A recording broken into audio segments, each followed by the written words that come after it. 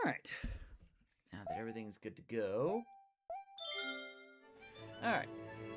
Alright, hello everyone! It's time for the Super Mario Galaxy finale.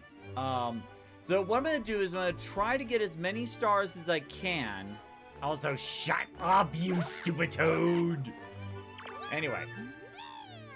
So, what I'm gonna do is I'm gonna try to get as many stars as I can, and then around, like, I don't know, 640-ish, I'll go ahead and do the final level.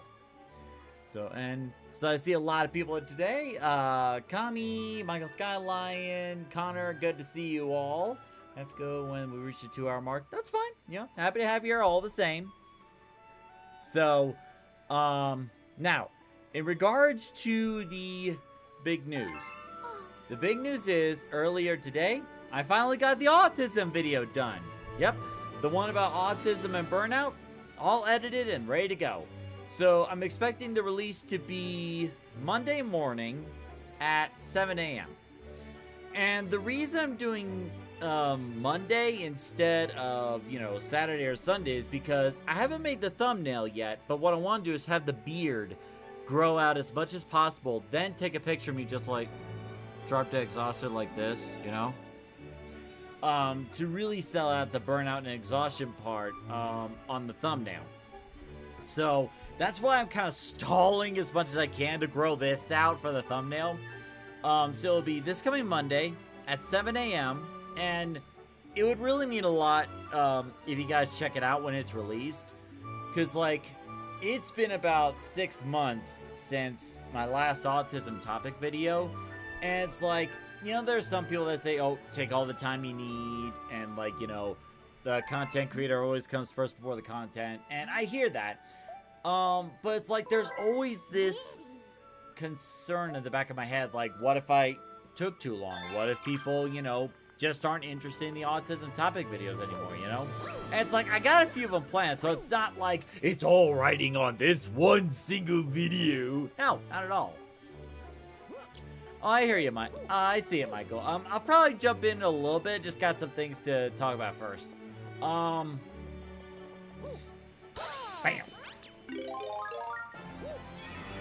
So, it's not like everything's riding on that one single video.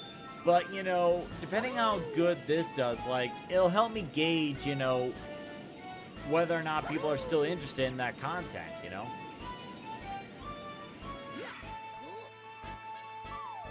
Because, I'd really like to think that, there are some people that have been waiting so long, for the next autism topic video, but I don't know.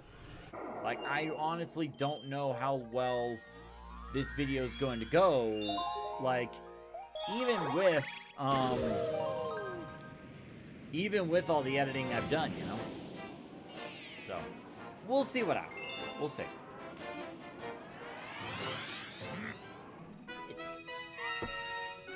Then the other news is, Best Buddies in Colorado has a new state director. So, sometime next month, I'm going to be meeting up with this person. Going over, what I've been doing for Best Buddies, what are some of my goals and whatnot. To try to get things going, with the new state director. Now, in terms of the ambassador stuff, I'm already a Colorado ambassador because of, the fact that I've completed everything. However, you think you're all that intense as war. However, there's, different levels. As an ambassador, I can go to, guest speaking events whenever they have those up. But, there's still a lot more that I could do if I were to become, a state ambassador or a global ambassador. So, I'm still waiting, because, sometime this month, there's supposed to be, when applications open up for the state ambassador.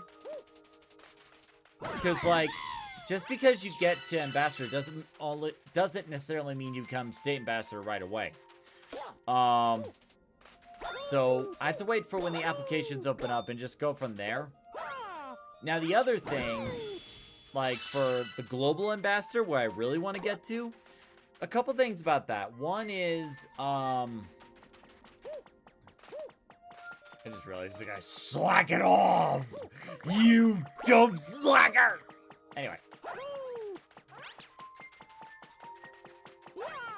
One is that the application for Global Ambassador is not going to start until, like, October or so. And I don't know what the parameters of that are yet. But also, like, even when you become a Global Ambassador for Best Buddies, it's not permanent. It's only a 2-year term. So even if I become a Global Ambassador, fingers crossed, it's not necessarily a guarantee that, you know...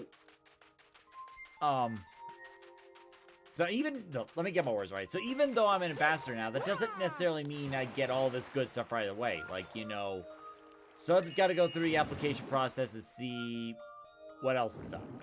So I'll keep you updated as the situation develops.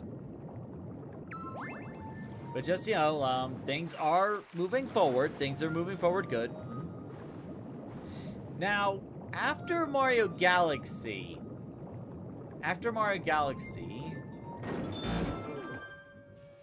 the hell was that? Anyway.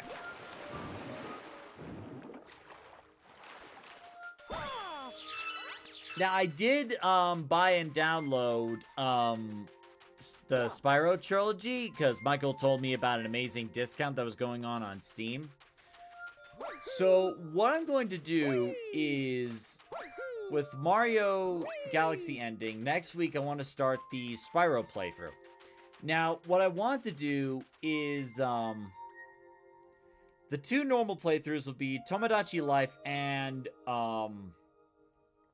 Starlink Battle for Atlas, or Star Fox Battle for Atlas, if we're gonna be honest here. So, those are the 2 I want to do, but the MVP live streams will probably be on a 3rd day, whenever I can, because, like, there are some days in the work schedule where I have to work evening shifts. And because of the fact that the MVP streams would happen on a 3rd day, I would have to plan it around my schedule, but also, there's also the matter of that it's going to be most likely a shorter stream. So, like, if I work 7 to 3:30, then, yeah, I could still make it 4 to 7. But if it's, like, 8 to 4:30, like some days, it would have to be 5 to 7. Because the cutoff point has to be at 7 no matter what. So, again, I'll keep you updated on that. And I think that's pretty much all the news I got for you guys. How's it going with all of you? Meantime, I'll go ahead and pop in on the voice chat for anyone on Discord wants to hang out with me on there. And let me make sure.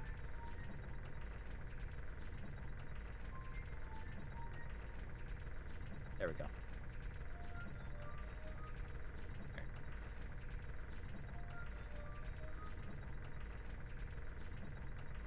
There we go. It should be connected. There we go. Anyway, how's it going, Michael? It's going good, other than dying from the heat over here.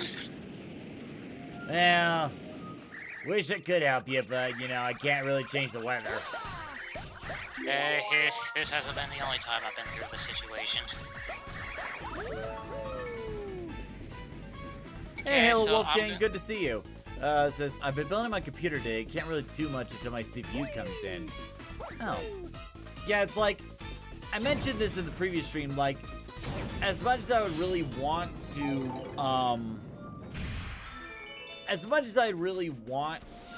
like, get a new PC, like, I'm not really in a financial situation where I can do that.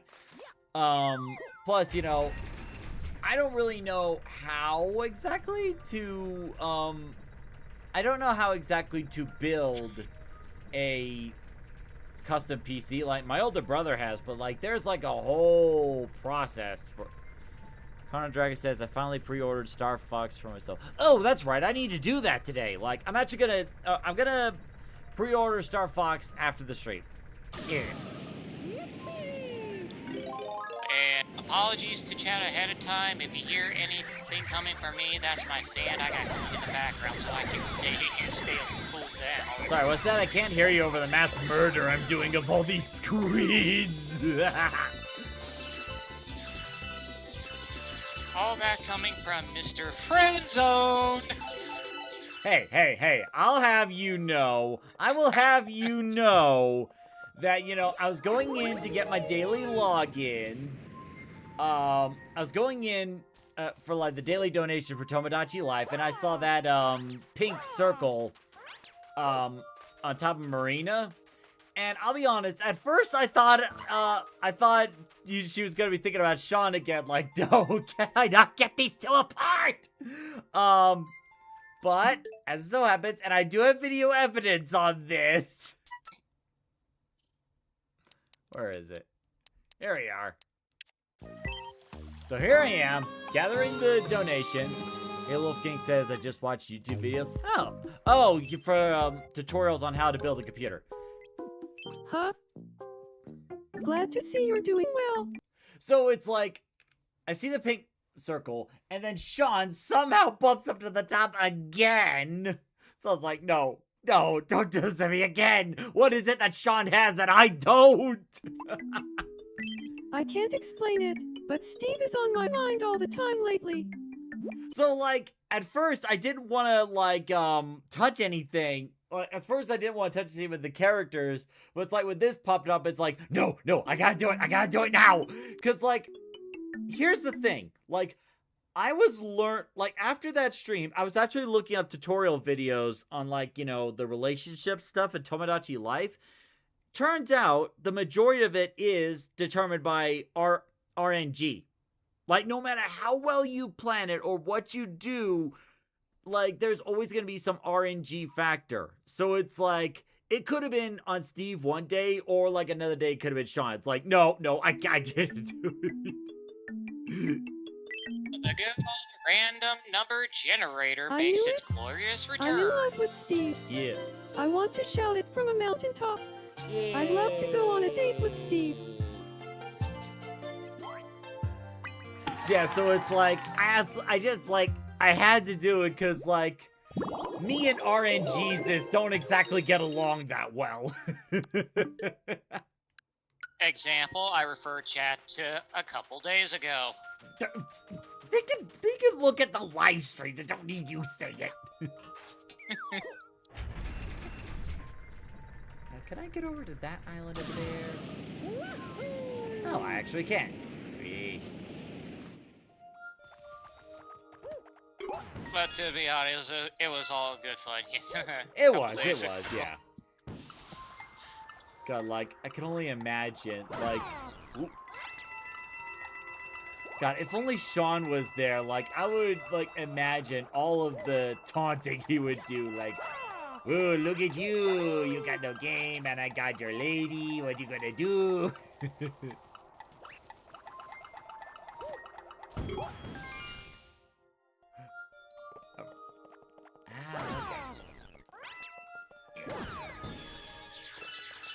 Okay, now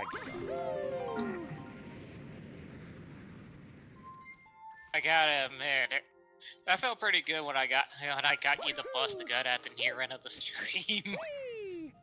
that was really good. I will say that.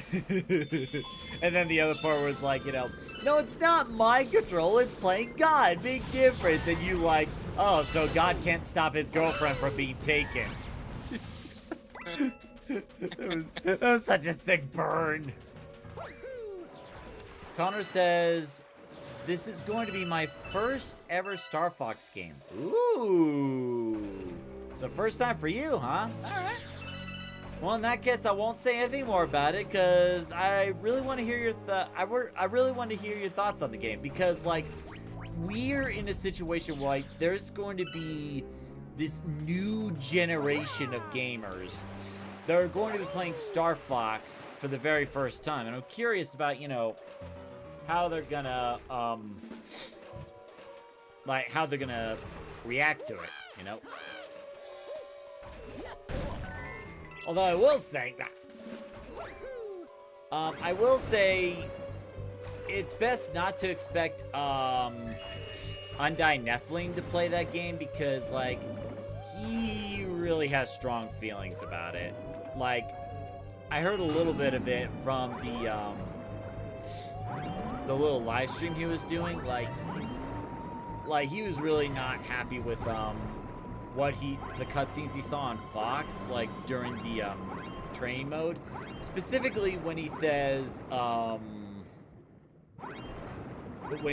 like, that's old news, it's my team and doing things my way. It felt a little out of character, but I'll go into more of that when we actually get to that game. Hey Sean, good to see you. Sean says, the new gen is going to have to deal with those ugly ass feet first. I know, right? That sucks. Like, we get to deal with awesome mechanical legs. Meanwhile, they have to deal with ugly animal legs. What can I say? Privileges. Oh, by the way, Toast Mac, I sent you a link in private DMs. Oh yeah, about Stell's new plushie? Yeah, to help her out. Oh, cool. In that case... Go ahead, you first. No, go ahead. I was just gonna say, I'm unable to get the plushie, but I'm spreading the link around to help spread the news about it. Yeah, I think I'll definitely want to do that too, because, you know, Estelle's going through a really hard time right now, and every little bit definitely helps. Also, yeah, I heard about it on Nephilim's stream earlier today. Yeah. So it's like, I'll definitely be spreading the word about it. Like, tonight I'll make the post about, you know, the autism video being ready, and then, tomorrow I'll share the link about, Estelle's new plushie along with her, financial situation. Yeah. If anyone in the chat wants the link to the plushie, I am more than willing to give it out, but I cannot share links on Toasty Mac's stream right now because, well, YouTube only has it set for him and him only to send links on the stream. Going as fast as I can! There we go. But anyone in the Discord who wants the link, just let me know in a DM, Well, and I'll actually, send better it to you. idea. I could probably do it. Hold on. Let's see. Here we are. So, copy.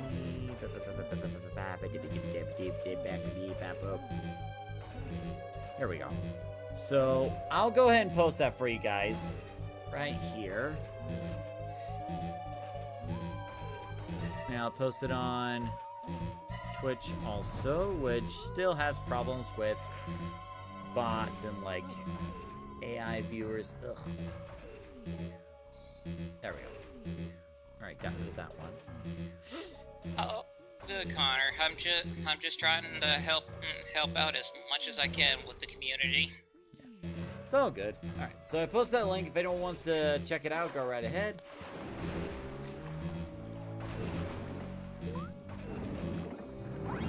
Of course, I already sent the link to Billy, and he'll take a more. Oh, he'll buy it on a heartbeat. In Yeah, a heartbeat, he'll do it. Believe me, I know. I would do the same thing if I had the funds, but right now, that is not possible. How much are the plushies costing, by the way? Idea, it doesn't give a price. At least not yet. I can't imagine it too much, like maybe 20, 25, or like 30 at most.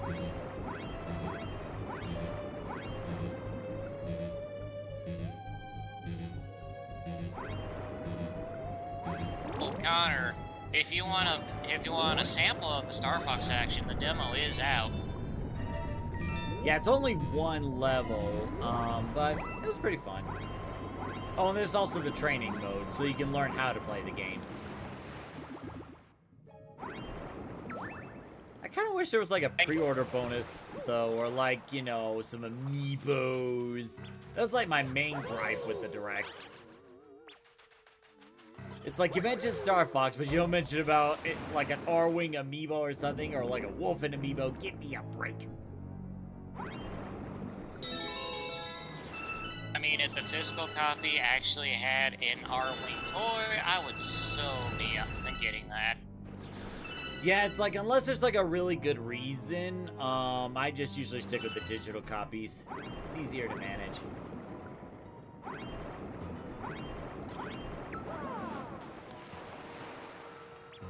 Yeah, well, gaming companies are going digital anyway. Yep, pretty much.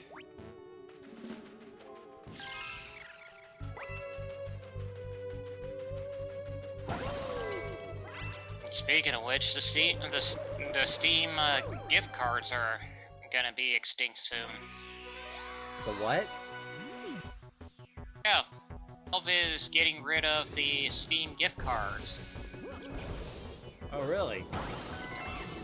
Due to possible scams happening involving them. Well, I think it's like not just them, but also like, you know, gift cards in general, because there is actually a new type of scam going on with gift cards where scammers actually would go to you.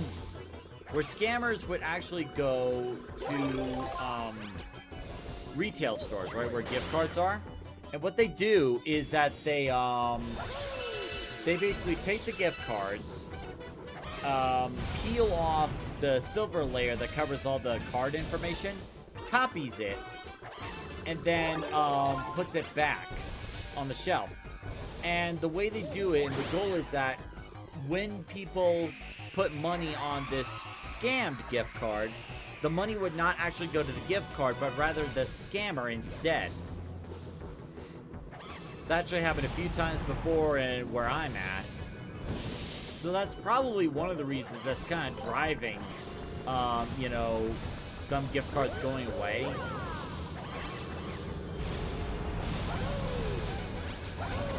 Sadly, it's happened more times over here in North Carolina, more times than I can count. Yeah, so now there's like these new procedures where it's like there's supposed to be this strapping that covers the gift card information, and you would have to actually peel it off, or peel off the strap in order to get to the card information. And it's like, so the other thing was that along with removing or peeling off the strap or peeling off the sticker that covers the card information, once they're done, they actually glue or stick the silver sticker back on to make it look like it's still a new gift card. So it's like now there's these cardboard straps on top of it, and it's like if that's been tampered with, you know that's a scam card. But it's like, it's so sad where it's like, you know, if people had the intellect to do something like this, couldn't they do it to something, couldn't they contribute to something more productive, you know? Oh, hello. Well, scammers are only out for one thing and one thing only, other people's money. Yeah, true.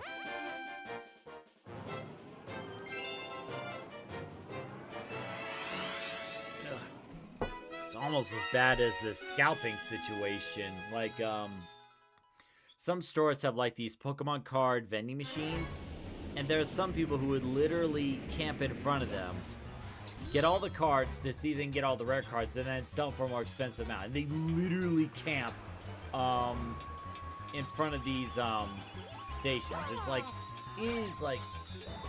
it's not only sad and pathetic, but it's like, you know, it also makes other Pokemon fans look bad. Just seeing video clips of people scamming, just seeing like other people, you know, trying to scam these machines and like sell cards at like higher prices, you know.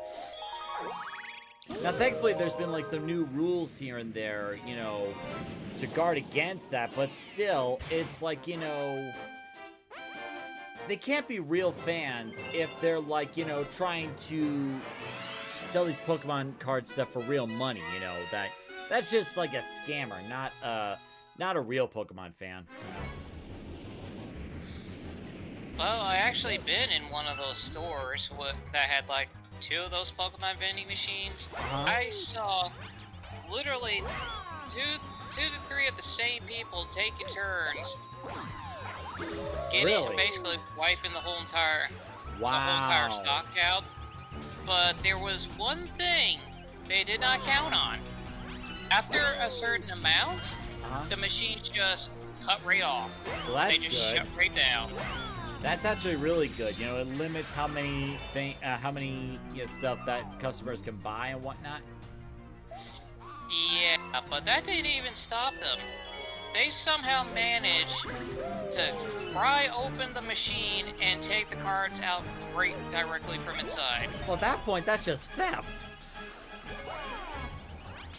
Well, it's a good thing I saw like 3-4 patrol cars pull up outside the store. Yeah, because, like, that's just downright theft at this point. That's going way too far. And, god damn it. Oh, that's the thing about scalpers. They will go to any length just to get a profit. And it's like, it's kind of hard to make, you know, new rules, laws, or regulations that, A, prevent the scalpers from scalping, but at the same time, B, not hinder other consumers, like actual consumers as well, you know? Like, yeah, this scalper situation is still, like, more of a recent development in recent years. It's something that, you know, markets and companies haven't really dealt with that much before. So, like, there's gonna be definitely a learning curve in terms, like, how to deal with scalpers, you know? Yeah. And the scalping situation over here in North Carolina got so bad, most retail stores will not sell cards of any kind. And the good example is when I was trying to find the latest Blue Eyes structure deck for Yu-Gi-Oh, I went to Walmart and I asked an employee, do you know where the cards are? They said, we don't sell them. And then later that night, I was talking to one of my friends who works at that said Walmart. It said there are cards there, so it turns out that the employees literally lied to me because they didn't know if I was either there to be a normal customer or a scalper. Well, like, regardless of scalper or not, like, they really shouldn't be, you know, lying about stuff like that. Like, you know, the retail place I work at, they never encourage me to lie, you know, like, you know, tell them, like, you know, situations or, like, have them directed to managers if it needs to be, but, like, never lie. Yeah, well, I looked into it and it turned out that some of the employees were told to lie, even though they were. Really? I did find out that Walmart was not selling any cards anymore because of the whole scalper situation. But, like, that's, you know, that's the other thing where I was talking about, like, how do you do it in a way that doesn't hinder actual customers, you know? It's like, if they were told to lie to you about, oh, God!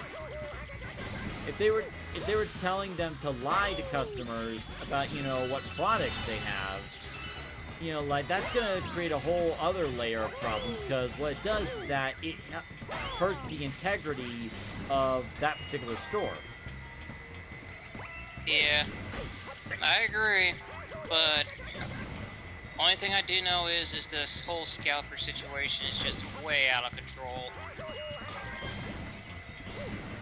Well, we'll have to see how, you know, things change later on, because, again, like, this is a recent development, and it's like, you know, it's a tricky thing to navigate, you know? It's like figuring out, like, how to stop scalpers, but also at the same time, you know, like, how not to hinder actual customers in the process, you know? It's like, I don't know what the answer to that would be.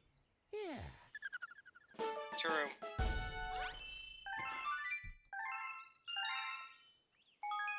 But I don't blame the employees for lying, because I've seen how bad scalpers can get, especially if there's, like, the latest Pokemon collection.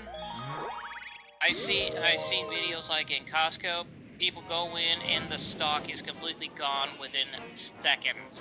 And the other thing is, like, you know, like, if people have time to record the crime happening, it's like, why aren't you using the phone to call the police in that case?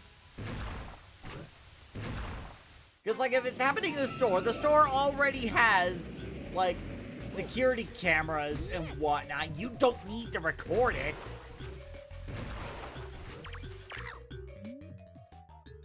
Yeah, and here's what ticked me off when I saw this one video. I saw this one video of a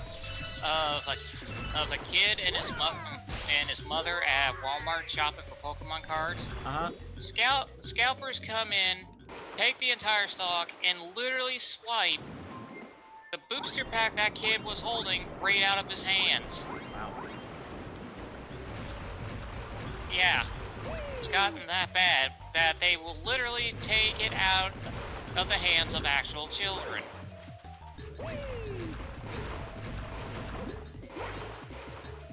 Yeah, but at that point, that's not necessarily scalping, that's theft, so. Yeah, but either way, it just got my blood boiling. I mean, normally, I don't really watch content like that, because, like, you know, it's not really stuff I can do. There's not really much I can do about it, so it's like, I'm not really gonna worry myself over things that are not in my control, per se.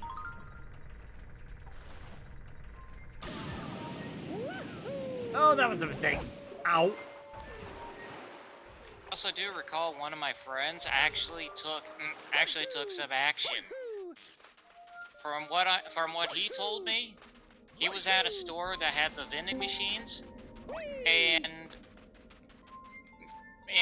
a scalper was getting ready to put his money in to try to get as much cards as he can. But my friend goes right behind the vending machine and unplugs it. And the scalper is unaware that the machine is unplugged. He's thinking like, well, I don't know what he was thinking, but he was screaming cussing words, which I am not gonna repeat here. So wait a minute. How did the person who unplugged it even know that the person in question was a scalper? He's like a repeat offender? Well, let's just say this person was blocking other people from getting to the vending machine. That's how he knew.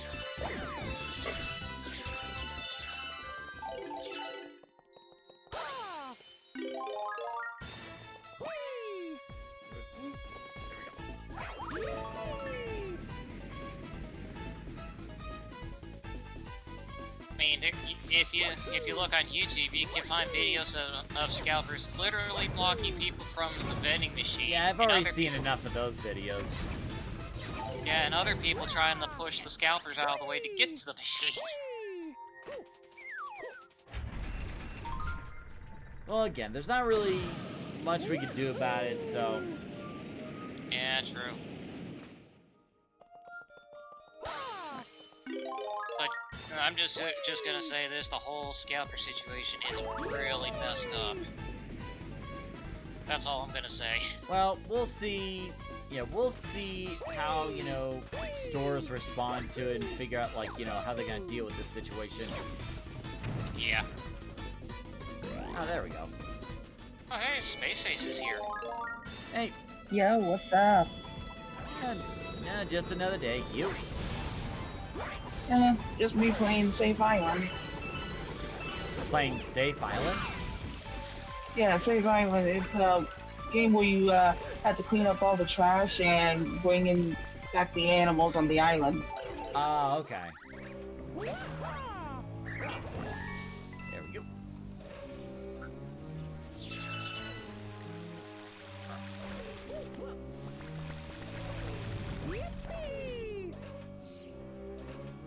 Darn it! What's decided to do with those? Right, where's that ice fire? I need it back. Ow. But I'm not gonna lie, I can understand what Nephilim's going through. Well, it's like, it's what a lot of people are going through. It's like, you know, it's like we've been waiting so long for a new Star Fox game to come out. And it's like, we get it, but it's like, it's so different. Like, personally, like, I like most of the stuff they're doing in the game, not all of them, but it's like I'm still gonna play it regardless, you know, to A, see what they do with it, but also B, it's like if this is successful enough, maybe they'll start investing more in Star Fox again. That's the main thing I'm hoping for. But it's like, you know, there are some things I don't agree with and some things that other Star Fox fans don't agree with either, you know. That's fine. It's perfectly okay to have disagreements or, like, not want to play the game because, like, too different. Like, in the end, it's just, like, your money, your choice. Now, I did manage to get the day off, so I'll be streaming... Oh, God! So I'll be streaming, the new Star Fox game pretty much most of the afternoon. Like, I'm not sure whether to start at noon or whether to start at, 2 p.m. I haven't decided yet. Because, like, on the one hand, the game itself is not going to be that long. But on the other hand, there are different paths and routes to take. Then there's also the multiplayer to try out. So, I'm kind of leaning more towards, like, 2 p.m. personally, because, like, it would give me time to get myself some lunch before I do the live stream.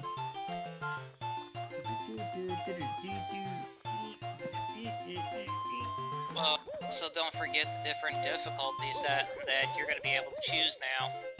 Well, I also saw on, now I don't know if it was, like, just the demo or not, but, oh, God. I'm not sure if it was, like, just a demo or not, but it looked like Expert was locked, and from what I saw on the Treehouse, God. Nice. Still got the 1-up anyway. From what I heard from the Treehouse is that Expert mode still needs to be unlocked, because you still need to, get all the medals and whatnot, and they were explaining the medals the same way that, they were explaining the medals the same way that it worked in Star Fox 64. Do you see the news I posted on Sonic Chat? Yeah, I did, on those decals, and I can't believe I missed the Tails decal. Like, I was so focused on other things that I completely forgot to log in. But it's like, it's a decal I probably might not use that much anyway, so big. Hey, Green Dragon, how's it going? But yeah. Now knowing that expert mode needs to be unlocked, that's gonna take me a while. Well, to be fair, it does kind of prepare you for expert mode in a way, to, like, see if you're actually good enough for it, you know? Instead of, like, throwing players right to the wolves, just have them, like, grow their skills needed to take on the harder challenges. Knuckles is still available. Okay, so after the stream, I'll log in and then get the Knuckles decal at least. Yeah, that's true. But then again, I haven't played Star Fox 64 in years. So well, then that's all the more good reason why Expert's locked up right now. Yeah, so I'm basically coming back to a game that I haven't touched in years. For some of you, the new Star Fox game is probably the greatest moment of your lives. But for me, it's Tuesday. So Green Dragon says, doing good. ICM and Kyle had a Q&A stream that just ended. Oh yeah, Ice Cream Man was live streaming earlier. Then I saw you were live, decided to watch. Well, nice, thank you. Always appreciate having you guys here. Now, I did mention earlier, but I'll mention again. June 25th, I do have off. So most of the afternoon, probably what's that? Anyway, from 2 p.m. to 7 p.m. Denver time, I will be streaming Star Fox or the new Star Fox game. And it's like I've actually heard Ice Cream Man's opinion on the matter already on Discord. So it's like, I already knew what was going on. It's like, you know, it's understandable that he feels that way. You know, lots of people may feel that way, where it's like, you know, there's so much of a change, and like, you know, the thing Fox said in the training mode in the demo, like some people are saying, you know, that's not Fox. And you know, that's perfectly understandable. I get it, you know, cuz like, you know, James McCloud was Fox's biggest inspiration. He was the reason that Fox wanted to become a pilot. And in the comics, the early comics, when he found out about his father dying and that the Cornerian army wasn't doing anything, he left and decided to start up Star Fox again. And all that was because of Fox's father. And for Fox to say, you know, he's old news, this is my team, I'm doing things my way, it rubs people the wrong way. Now, I am willing to play the rest of the story to figure out, like, you know, like, they're doing these cutscenes to give more depth to the Star Fox universe and the characters, so we'll see what happens. We'll see what happens.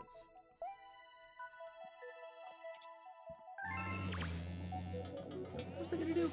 Oh, right. And depending if I don't have any appointments that day, I'll probably be hanging here in PC playing Star Fox while you're streaming it. Yeah. Also, I'm not sure if you guys heard, but Austin McCloud is actually planning to go full-time. Have you guys heard about that? Yep. Yeah, I saw the post. I haven't. Honestly, I'm happy for him. It's like, I'm happy for him, and I do see a bunch of people watching and a bunch of people donating and whatnot, but at the same time, though, it's like, I am a little concerned, you know? It's like, doing content, or like live streaming on YouTube and Twitch, that is not a stable income by any means. I'm sure we can all agree on that. Like, I'm thankful for some of the donations and the gift, memberships that you guys have done here. I really appreciate it, but it's like, it's not like I'm counting on this as like my primary source of income, you know? So it's like I'm happy for him. I wish him the best, but I also do hope he has a good understanding of what, you know, what he's gonna be getting into. Because, like, let me give you an example. There is another streaming group I watch, Hang Time, where for several years, they were able to have this own building to themselves called the Hangar, right? So most streamers, like me, we stream at home, you know, with our home computer, our home setup, and that's it. But with Hang Time, you know, they had this big building, just the two of them, where they would stream gaming live streams and special live streams and stuff. And the thing is, like, their main source of income was mainly the donations from viewers and the occasional sponsorships here and there. But recently, living expenses have gotten so high that's been hitting everybody. And, you know, like, sometimes the first things that people cut back from is the, you know, donations to live stream groups, you know? So it gotten so bad to the point where it's like, they're still making some money, but they actually had to get rid of their hangar. Like, it's gone now. So, like, they're still doing live streams at their own home, you know, still streaming every single weekday and whatnot. But it's like, living expenses got so bad where it's like, you know, they couldn't even have their hangar anymore. And it's like, you know, with that in mind, it's like, you know, I really hope the best for Austin. It's like, I really want things to work well for him. I just don't know how well it's gonna go. And like, it's not me being a doubter, it's not me being mean, it's just, you know, trying to be realistic about the situation, you know?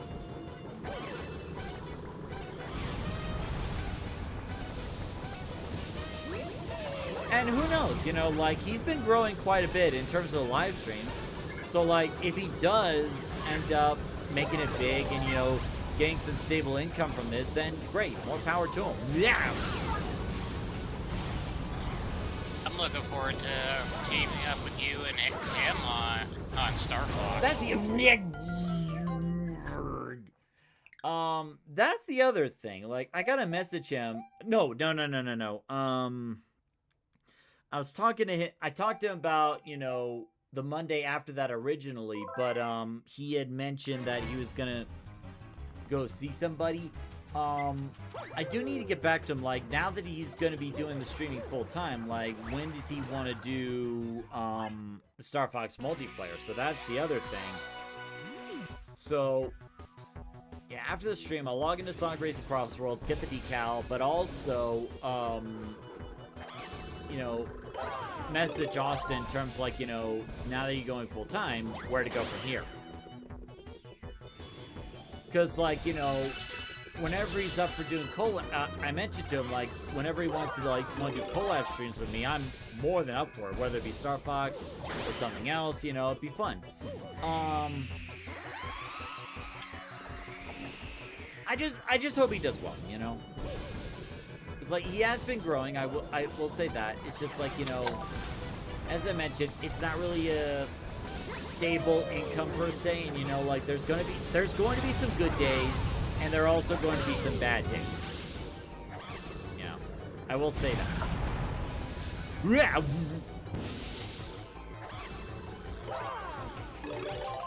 I mean, what do you guys think about him going full-time on this? Honestly, I'm happy for him. More power to him. I never watched none of his videos. Oh, he does live streams. Well, he does live streams, but he also does some videos here and there.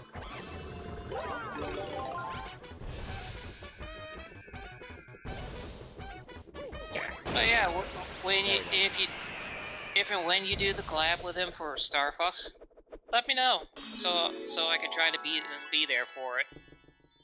Well, if me and Austin can figure a day out, I'll let you know in advance, so that way it's not like I'm notifying you the day of. Because, like, you know, just in case you got something going on that day and whatnot. That's fine. Yeah.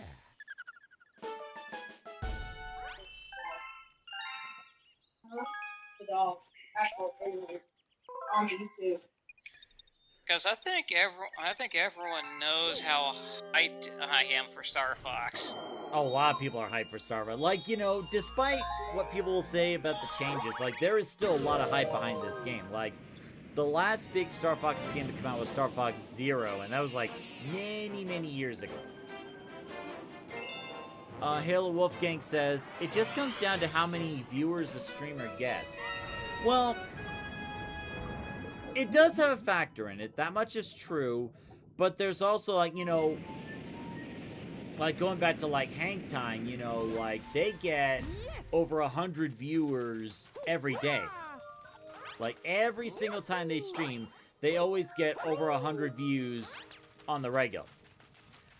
But, you know, like, even though they get some donations, like, they have living expenses to cover. And that's the other thing, you know. Like, if you're going to do this as, like, a career, you gotta make sure you're making enough to pay for all the expenses. God, I'm starting to sound like my dad. Ugh. I'm willing to bet he's upstairs listening to it, just, like, smirking the whole time, thinking he's right and I was wrong.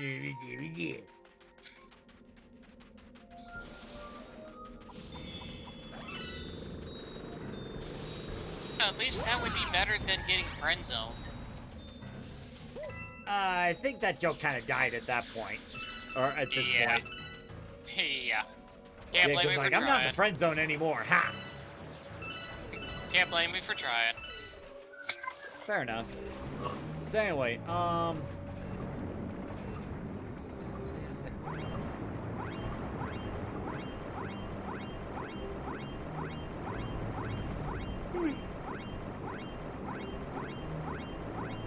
there's this New York shack again. What, you again? Can a shack get some peace and quiet for 5 minutes, see? You gotta be kidding me. You wanna run me out of this lake too? I mean, come on, a shark's gotta live somewhere, you see? I got mouths to feed, and I gotta have a nice water environment that's just good for my temperature, you see? So, but you wanna run me out of this lake, that's fine. I got nowhere else to go at this point. I'll just be a homeless shark in the middle of space, you see? But why don't you gather all these 8 rings or whatnot, you see? Oh god! Ouch!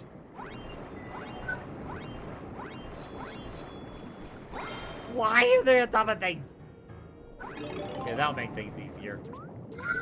As I run through bloopers. This is like the one episode of SpongeBob where like SpongeBob's holding on for dear life to the back of his car.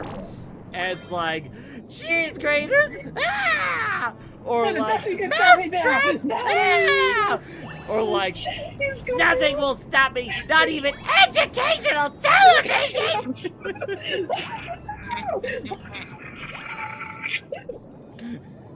I actually seen that episode way too many times. Same. Oh god! Got it!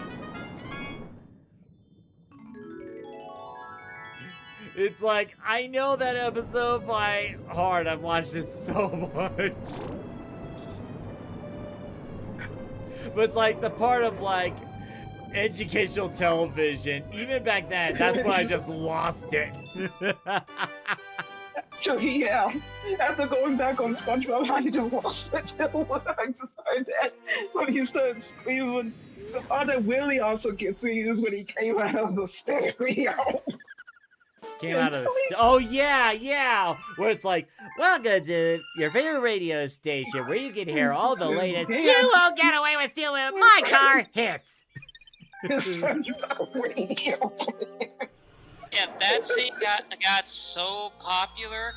Someone actually did a parody of it, and where it says educational television, it said $500 price tag of the Nintendo Switch 2.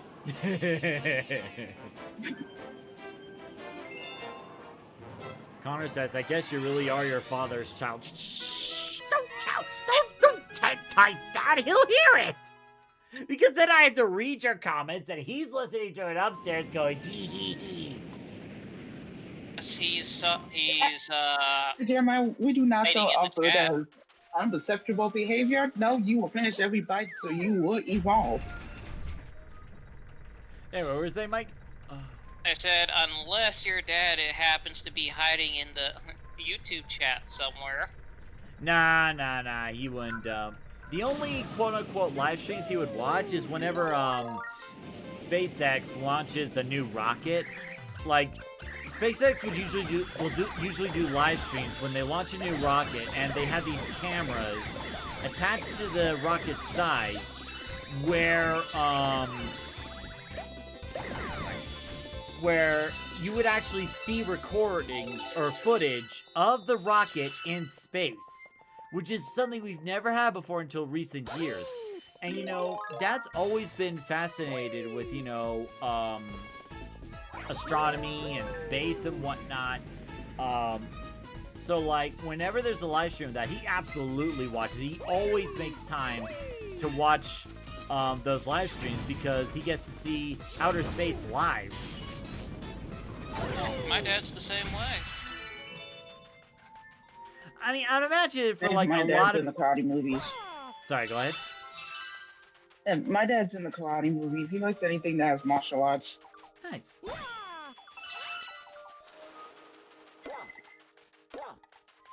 Like back when I was like back in college and whatnot, I would used to watch like a bunch of movies and stuff that involved like some form of martial arts or action or whatnot. Mostly because like, dang it.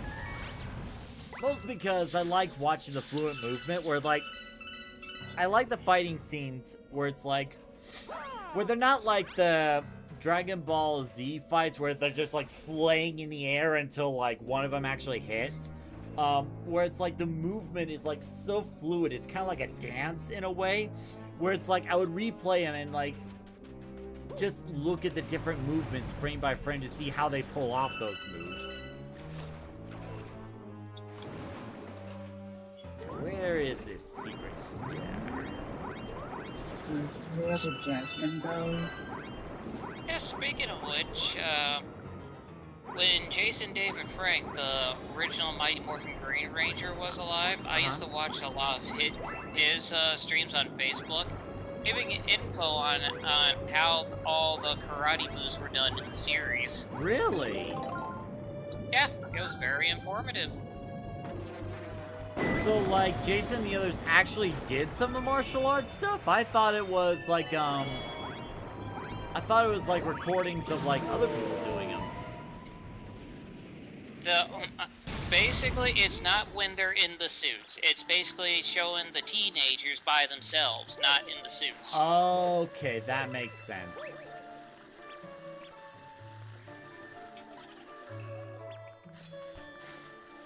Yeah, with them in the suits, that's all spliced footage from Zoo Ranger.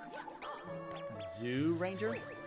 Yeah, Super Sentai's Jew or Zai Ranger. I can't pronounce it right, but it was the Japanese version of Mighty Morphin Power Rangers. Okay, so they were like, okay, how do I...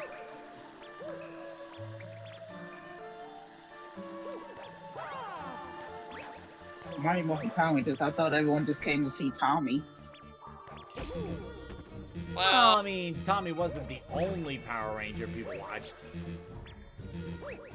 Yeah, other people have their favorite Rangers, but basically the second half of Mighty Morphin Power Rangers, meaning where he became the White Ranger, he was the most popular Ranger on the team. Well, it's like, with him, it's like, he had like an interesting, oh god! Now we got the spot! Anyway, as I was saying, it's like, unlike the other Power Rangers, like, he had to go through this kind of redemption arc in order to become part of the team and eventually lead the team. Because, like, he was originally misled as Reva, and his whole, well, I'll take it. Where his whole, Green Ranger thing actually came from Rita instead of, like, you know, the usual way. So it's like, yeah, for him, like, it's like the other Rangers were chosen to be Power Rangers, but Jason's character, he had to earn it. So that was like the big difference between him and the other Mighty Morphin Power Rangers, because of the fact that, you know, he started from a bad place and had to earn the title and honor of Power Ranger. Yeah, because in the Green with Evil miniseries, he was captured and brainwashed by Rita Repulsa to be her evil Green Ranger. Oh, I thought he was just tricked. No, he was brainwashed. Oh. And I am now gonna start your mind with subliminal messages. Sorry, I had to see that. And yeah, of course, out of all the evil Rangers, even though in Zai Ranger the Green Ranger was, well, evil at first, he is the only one to bring the original 5 down to their knees in a combat fight. Well, even when they had their Megazord out, Green Ranger was basically like, mind if I come in? It just basically took it out for the inside. Yeah. Also, what's with the noise in the background? It's not coming from me. Ace for real girl, is that coming from your end? Sorry, you're hearing my siblings in the living room. Okay. So yeah, sure, the original 5 had their Megazord. That wasn't gonna stop the Green Ranger. He just hops onto the head and goes inside. Yeah, pretty much. So yeah, he did a 1v5 situation in one, single-handedly brought down the Megazord by himself. Yeah. And then, like, even later on in, like, future seasons, like, he didn't really actually retire. He would actually help and help out with newer generations of Power Rangers. It's like, some of them, like, you know, some of them stick around, but it's like Jason was the one that stuck around the most, if my memory serves correctly. You're correct. Because during new seasons, meaning later in the when Disney had control of Power Rangers, they did bring Jason David Frank back as Tommy to help mentor the Dino Thunder team. But he never really officially retired as a Ranger because he kept making appearances from then after. Which is kind of weird, because, like, I thought the whole premise of, like, you know, choosing the Power Rangers was that there's supposed to be these individuals driven by strong emotions, essentially teenagers. So it's like, I guess that always boggled me, where it's like, I was under the impression that it always had to be teenagers to become Power Rangers, and when they grew up, they couldn't do it anymore. Or is that like a misunderstanding or something? I'm gonna go into the volcano. Well, that depends on the person. I think the main reason why Tommy never left is because he was part of, I think they were gonna eventually bring in a brand new Ranger team that was made of veteran Rangers to help protect the world if any new teams needed any help. So basically, if the newbies couldn't handle the job and the old guard had to come in and bust them out. Pretty much. I mean, look at Power Rangers Turbo when they swapped out most of the original cast that's been there for new ones. They never truly lost their powers. They were still around. What was that? That would be my brother, Malik screaming. I don't know what it is, but it's gotta be something. Sorry, but like, I'm pretty sure I heard like a couple bad cuss words in there.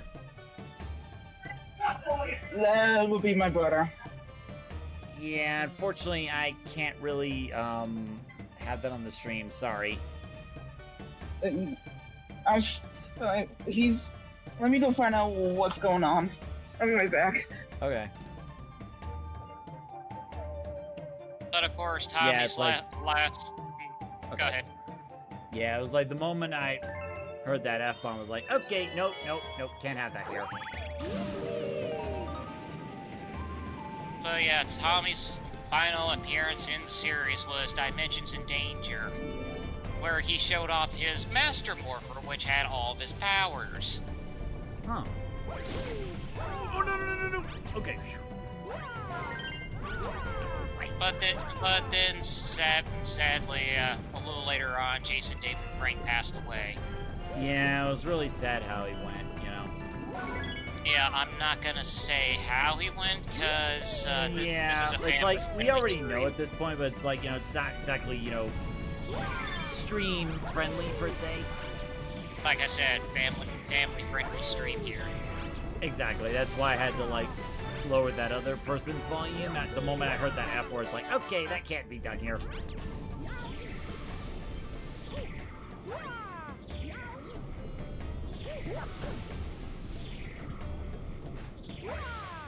I know how that's like.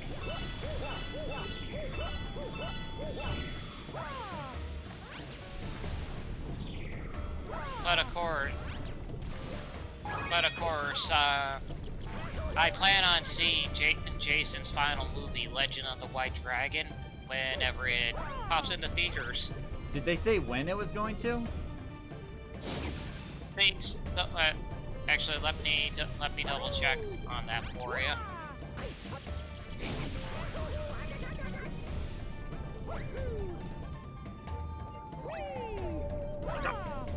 Okay, I still need one left.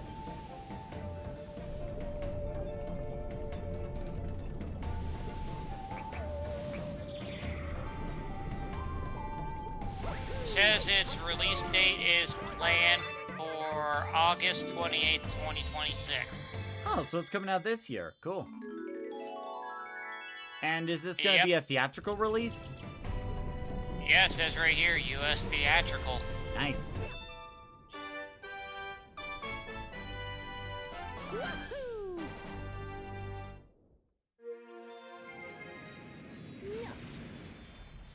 this will be Jason's final movie that he appears in. I bet it's gonna hit differently for a lot of people. Believe me, when I actually read about Jason's passing, it tore me up. For me, it was like, the real shock was like, not just of him passing, but in the matter of like, how he passed. Like, you know, that was what really got me. Yeah, that made it so hard for me when I was reading about it. Mm-hmm.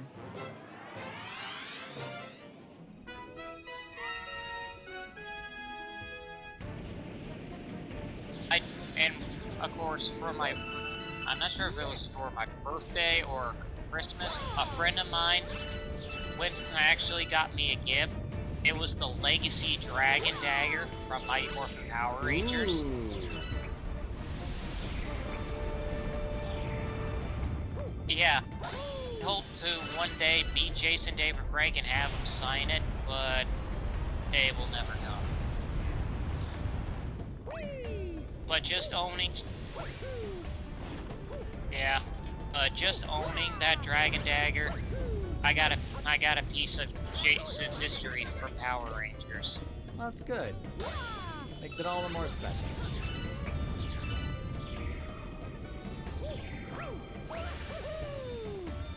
Yeah, and what made it even more special is that the Legacy line is no longer being produced anymore.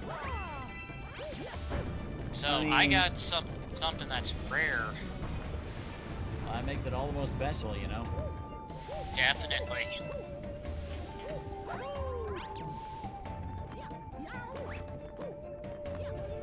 Indeed. So out of all the different Power Rangers, which one was your favorite?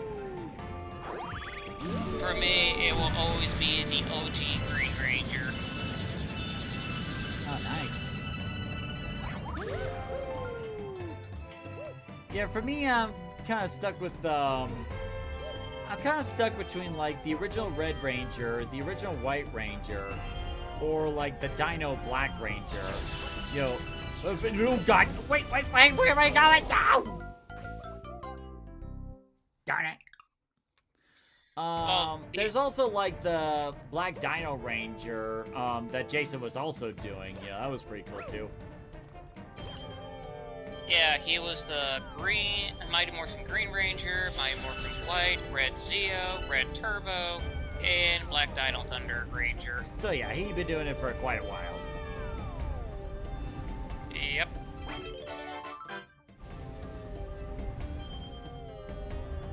But of course, when I was younger and when Mighty Morphin first premiered, yeah, my original favorite was indeed the Red Ranger. There was an old Power Rangers collaboration movie that I saw a long time ago. It was like with the original Power Rangers and some other group. I just don't remember their name.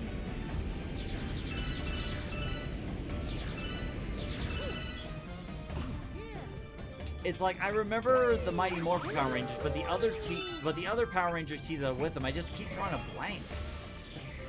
You mean the Alien Rangers? Is that what it was? Are you sure? Well, I think it was like I think it was like the first ever Power Rangers collab movie.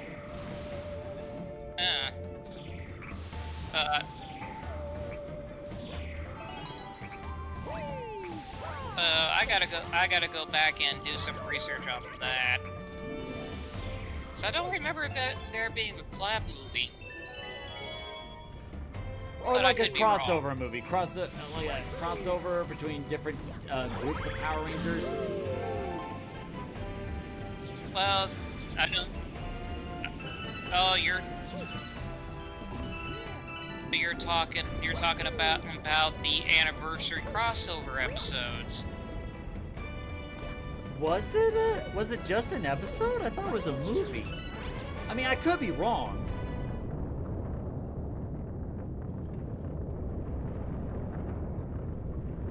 Jeez, apparently Mario's so fat he's making the whole platform sink. It was like, it was just fine until Mario got on. It's like, oh God, I can't hold the weight anymore. You're so fat. I know which one. I know which one you're talking about, Toastamac.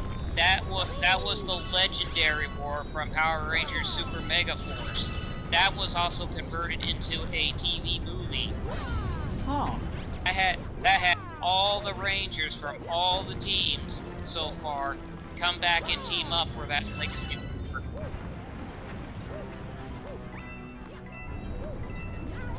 Oh God! It even showed some of the Rangers helping citizens out from I forgot what happened,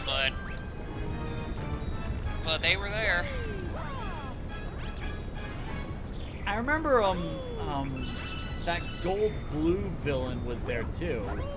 Cause I specifically remember him saying something like, "Careful what you wish for. It's time," and like throwing something to give some other villain a big power up.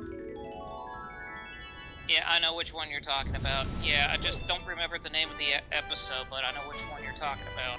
I'm surprised that it was just an episode. Like I thought it was like a movie, but what do I know? Oh, yeah. Oh, there have been Power Ranger movies, like Mighty Morphin Power Rangers the movie, Turbo a Power Rangers movie. Wasn't the first Mario movie? Wasn't the first Power Rangers movie where one of them got like a frog and he was like so disappointed in that? Yeah, that's Adam. Adam, the second Black Ranger. Yeah. Portrayed by Johnny Young Bosch. And look where he is now, like one of the biggest voice actors out there. Funny how things turn out. Also, this last Hungry Luma wanted 1,600 star bits. So for those that were saying a story of too many star bits, I don't want to hear it. Cause this Luma is like the hungriest one out there. So I don't want to hear about, oh, you're spending so much time collecting star bits. Well, look now! They basically cut my savings in half just to feed this little bugger.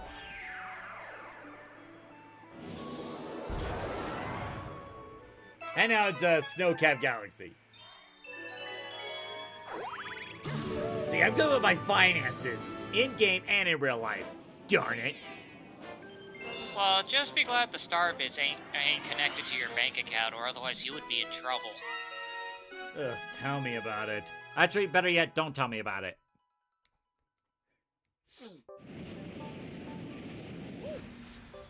Yes. So it's like, I feed this hungry Luma 1,600 star bits, the most in the game that a hungry Luma has ever asked for, and all he gives me is just 2 teeny-weeny planets. Like, there were some hungry Lumas that asked for less and delivered more. Oh, there's a timer. Oh, this is unfortunate.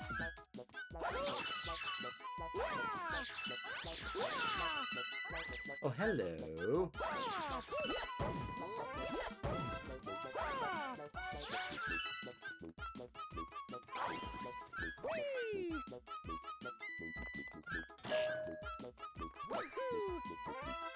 But yeah, true story. Uh-huh.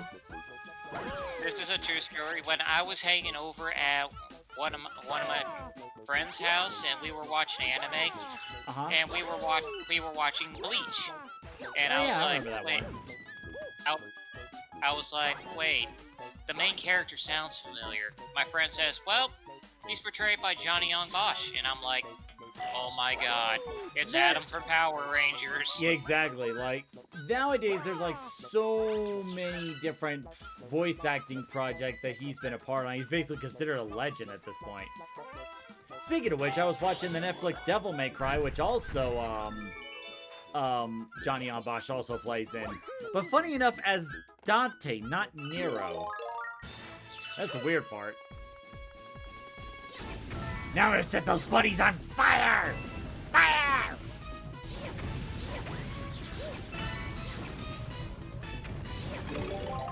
Oh, hello.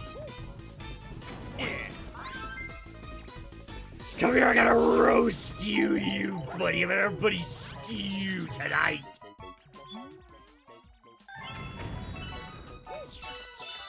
Everybody run! This guy is a maniac! Too late. Not gonna lie, a lot of the actors from the Power Rangers series actually went on to do some amazing stuff. Well, some of them anyway. Others were not so fortunate. Unfortunately.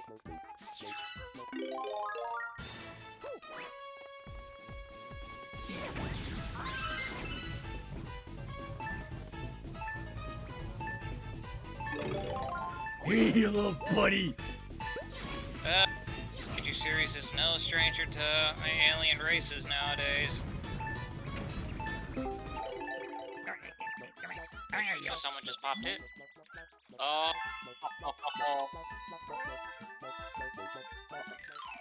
Ah, Mr. Billy, how's it going? Hello. I'm in the car, but I thought I'd join you for a little bit. I'm not home yet. Good to see you, Billy. PS4 is out there already. How bad are you failing? It was only one fail. One fail? Nah, I find that hard to believe. I'm sorry. You literally just got in as time ran out. Oh well, then you're okay. So you failed. So let me get here. So you failed 9,000 times, is what I'm hearing. No, it was just one. I don't know what calculator you're cracking in. I'm cracking in the orc calculator, man. You got it. 9,000. And 9 times whatever. How many times you failed? Divided by 3 to the square root of pi. So it's the crazy calculator. It's the best kind. Right, of course. How could I ever doubt such a magnificent calculating device? Absolutely. You should always never doubt it. Remember, if you lose one, you send 20 more in. Just remember that. Uh-huh. It's the command and conquer rule of thumb. You should know better. Right. I absolutely should. How could I have been so mistaken? Michael, could you do me a favor, pal? I want you to write down however many times he's failed, and I want you to post it on chat. Why? We don't need a fail count. It's to help. No. It's just to help. It's just to help rack up the tallies, and that way we can go back. We can look back on this day and say you failed this many times. Let's see. Green Dragon says, gotta make sure it's painted red for extra fast thinking. What? I love you. Whoever said that, you promote them right now. Don't even think twice. Just promote them. They know Orky. Good man. Who said that? Green Dragon Orb 45. He's over on YouTube. Actually, Green Dragon Orb, are you on Discord by any chance? I can send you an invite to the group if you want. Oh, that's right. Let's see here. Carry the 1,000 multiplied by 200 million. Michael! You're not supposed to be using that stupid That's way calculator. too many multiplies. Oh, hey, Celeste, how's it going? Yeah, she's at the house with the baby. With the baby? Jason There's Hecker. no kid. Oh, that baby. Okay. Yes. So I would say the foul counter is about, oh god, 90 billion. Oh man, bruh, we gotta talk about this, man. You're slacking. Also, whoever said paint it red, like I said, give him a promotion right now. Now, Don't green even is think twice. best. We need more red paint. Green is best. Wait a minute. How come the calculator is saying now withdrawing funds from Toasty Mac's account? A calculator Right can't on, even do alright, that. What are way to you go, talking calculator. about? Way to go, calculator. That's a top-notch calculator. It can hack people's accounts. Oh, wait. Take this, Jasmine. It's time for your food so you can grow up and be a big girl. Now it says donating an R-Wing. To me? What the? Ooh, Okay, I mean, okay, now you're just talking mean- out of your bum. Oh, nonsense. No, seriously. You it are says taking donating the an R-Wing. whiz. Bird is the word. I gotta you tell me, man.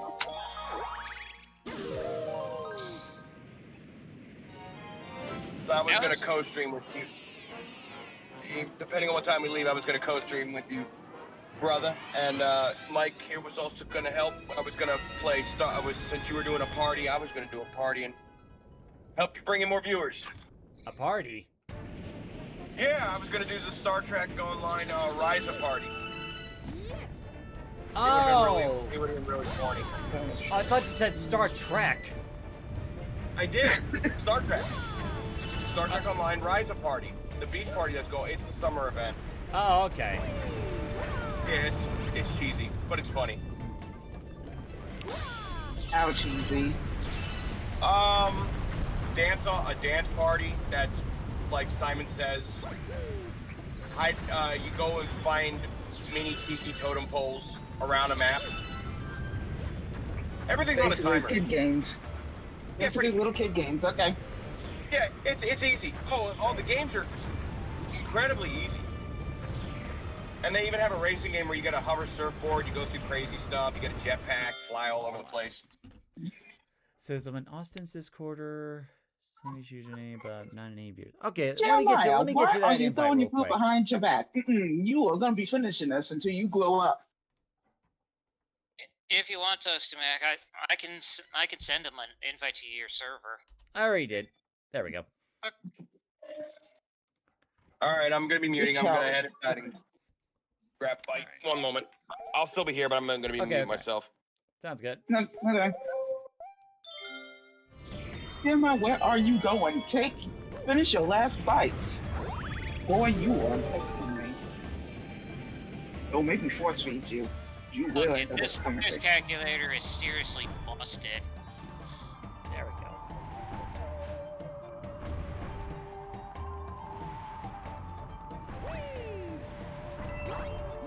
Oh, God.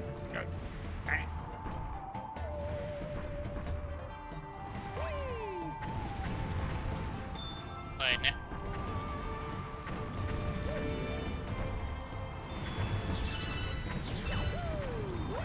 well, you can't blame me for at least trying to start some kind of chaos. I mean, I already have enough people in my life stirring enough chaos as it is. I don't necessarily need to have more people. It's like when a business hires too many employees, how you gonna pay them all?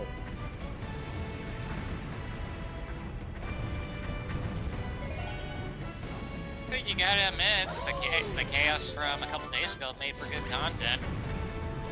It did, but that was like the game making chaos. Yeah, and we were just adding on to it. Oh, God.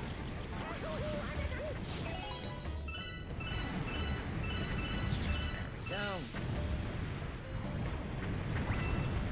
go. You know, with the banking count jokes aside, I've been really having fun getting into the community. Well, good. Glad you're having a good time.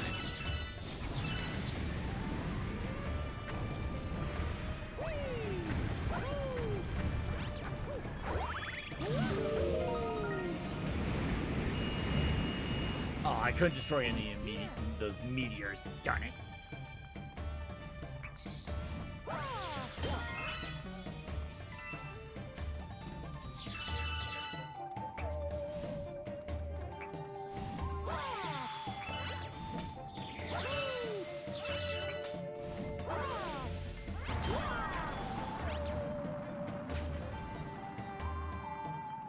Oh, right, I gotta guide these bullet bills to their destination. Their final destination. Ah, fire one already. Well, now you fire when I'm away.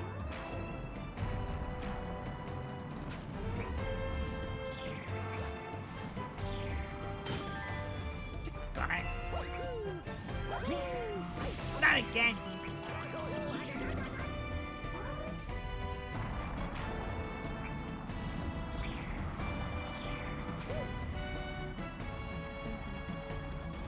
No idea what's going on. Oh, just gotta guide the bullet bill over here. There we go. There we go.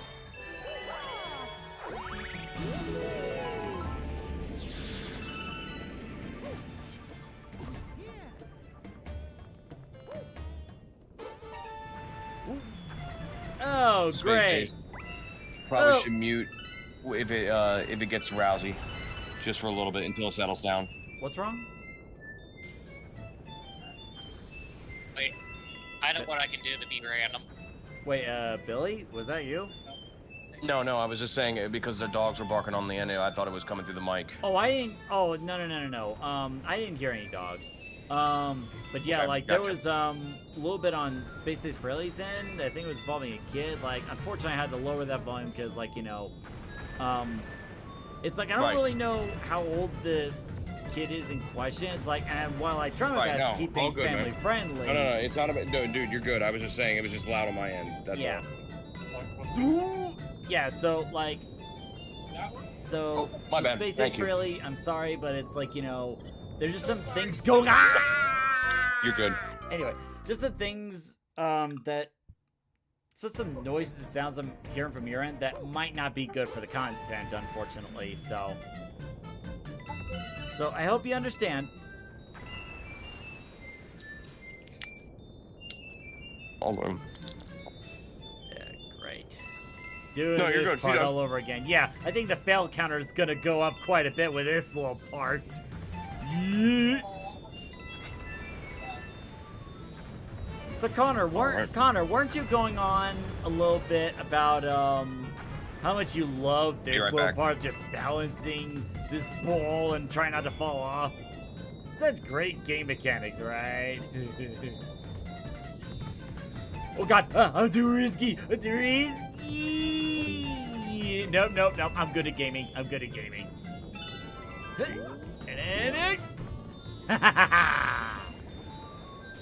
Got it.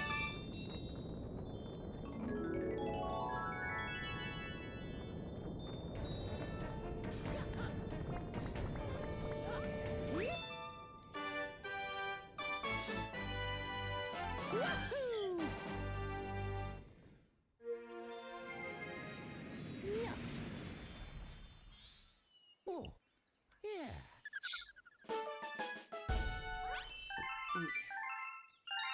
Okay, so Toastamac, you're familiar with the game Borderlands, correct? Yeah. Though I'd say Billy's more familiar with Borderlands than I am. Familiar with everyone's favorite trash can, Claptrap? Okay, Claptrap I do remember.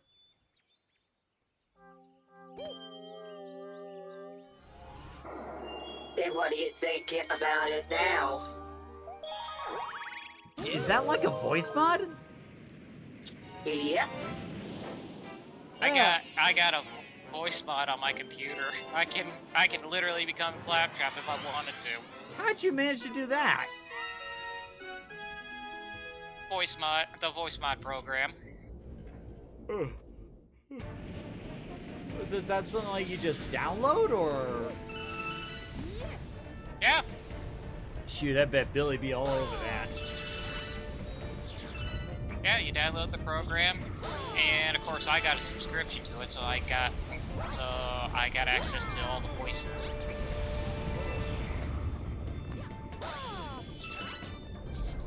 So if I really wanted to be chaotic, all I gotta do is turn that on and just like Claptrap. Cool. Like, did it cost you anything, or like? Well, downloading it is free, but Ah. you get access to some of the voices for free, not all, but That's the fine print. yeah. I actually bought the lifetime subscription, so at a one-time low price and got access to all the voices. Cool. I mean, there's a whole bunch of voices on here. You got Claptrap, You got the radio demon voice, which I sometimes use on VR chat.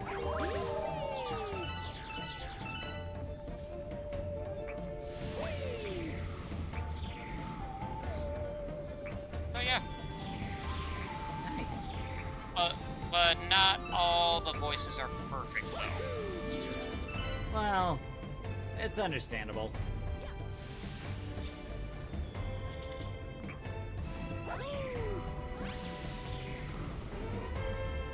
Oh, the other thing, in terms of like the Star Fox stream for, you know, everyone watching, what am I supposed to be doing here?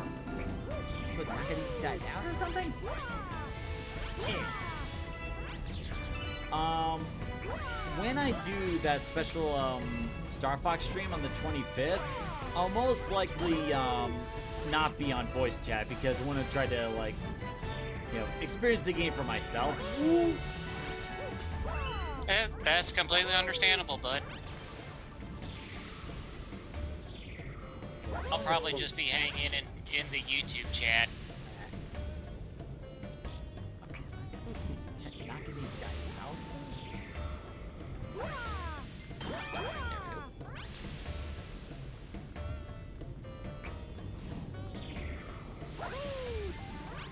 There we go. Okay, so I guess that's what I had to do. Alright.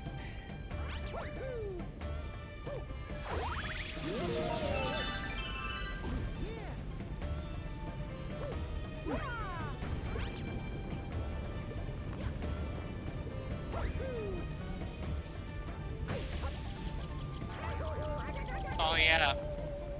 The voice mod even has a soundboard built into it too. Oh, so like kind of like what Discord uses? Yeah. Something like how Discord uses. I'll demonstrate. Don't worry, it's not gonna be anything vulgar or anything. Okay. I trust you.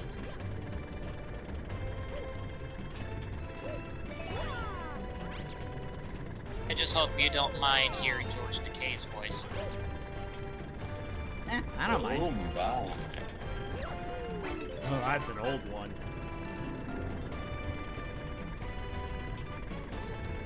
Yeah. Yeah, it's an old one, but at least it doesn't have anything vulgar in it. That is true. You know, George Takei is a pretty chill guy, all in all.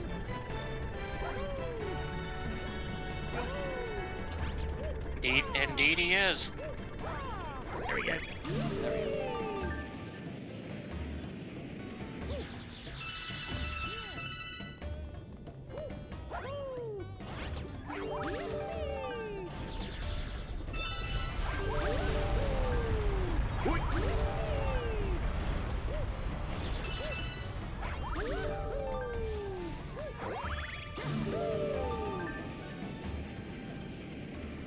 And then I land on the egg again. God, like, in the first mission, I had to, like, kill this random, or knock out, or destroy this, like, baby piranha. Now it's like I'm taking out the baby piranha's cousin.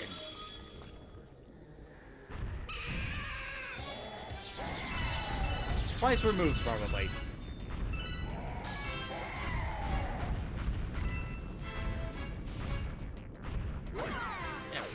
Of course, now this time I gotta wait for the fire to be doused out.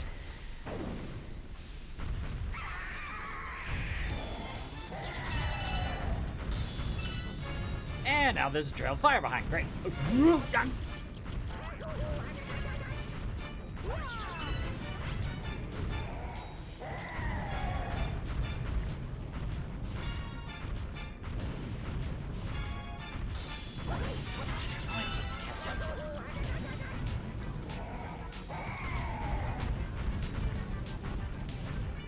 There we go.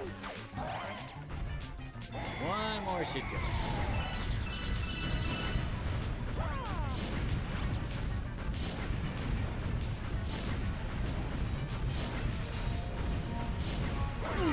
There we go.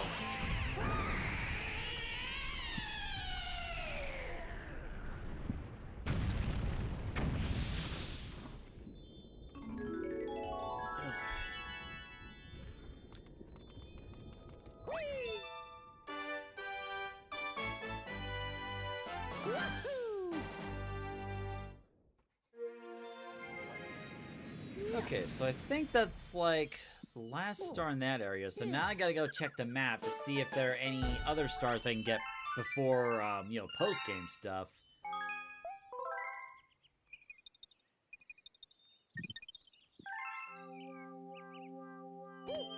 Any comments? Of course there is. That's what I was afraid of. Doing that fiery piranha on a Daredevil comic. Great. Yeah.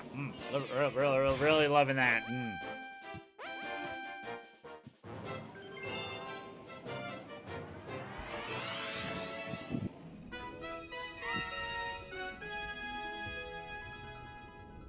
Oh, I don't have to fight the piranha. I just have to survive the spire. That makes things a lot easier.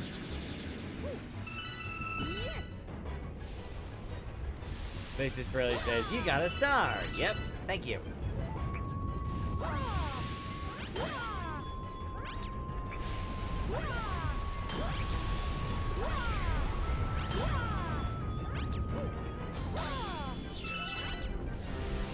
And again, like,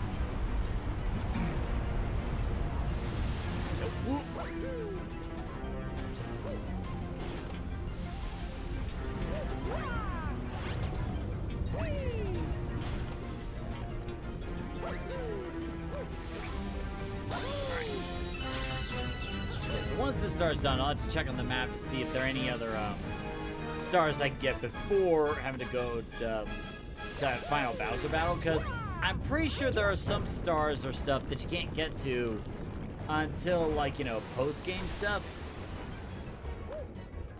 And the truth is, like, you know, once we get done with the final boss fight, I'm not really sure if I'm gonna have time, you know, to do like the post-game stuff. Admittedly, there wouldn't be like too much left, but it's like at the same time, I do want to move on to, you know, I do want to move on to like Starlink Battle for Atlas. So it'll depend. Like, if the post-game stuff is only, like, just a few stars left, I probably won't even bother, because, like, you know, this game is really old, and we've seen everything from this game, if we're gonna be honest.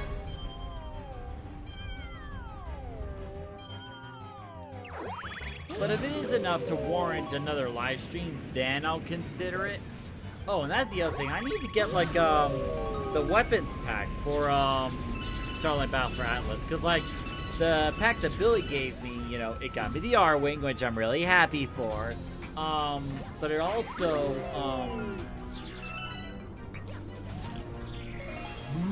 Uh-oh. But it also... What's up? Speaking of which, you might want to consider getting the rest of the Star Fox team for Starlink, because you're gonna need them. Oh, really? Wait, are you talking about that, like, that DLC stuff? Or... Well, Starlink Battle for Atlas, the Star Fox version, comes included with the Star Fox DLC story, which I am not going to spoil. Okay. But it requires you to have Peppy, Slippy, and Falco, along with Fox. Okay, well, I guess that shouldn't be too hard. Maybe I could look on Amazon and find it. If you give me a little bit, I'll start looking for you. I don't think that the characters can be found online, but you can get them through the Nintendo store. Really? They still have it at the Nintendo store? Yeah, the Nintendo Switch Online store. Really? That's how I got them. Yeah. Yeah, I got my Switch here. I'll look up the prices for you. But if you want the physical characters, brother, I'll look online. I bet I can find them. Yeah, because, like, I thought you had to have, like, the physical characters in order to use them, didn't you? Right. I think you're right. Well, actually, Starlink Battle for Atlas doesn't require you to actually have the physical starfighters Be right and back. pilots. You could either get the physical stuff for it, or you can buy it all digitally. Really? So you don't even need the figures? all you need to do is just buy the figures through the Nintendo store digitally, and they'll appear in the game. Huh.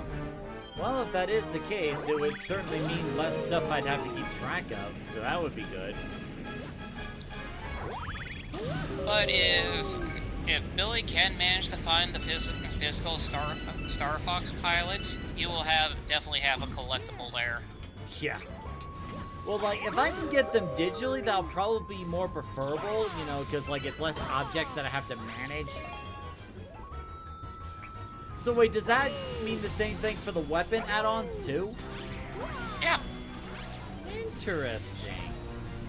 Yeah, you can get the starfighters, the pilots, the weapons packs, all digitally if you choose to, because nowadays the physical stuff is going to be a bit expensive to come by. Alright then, I will take your word for it.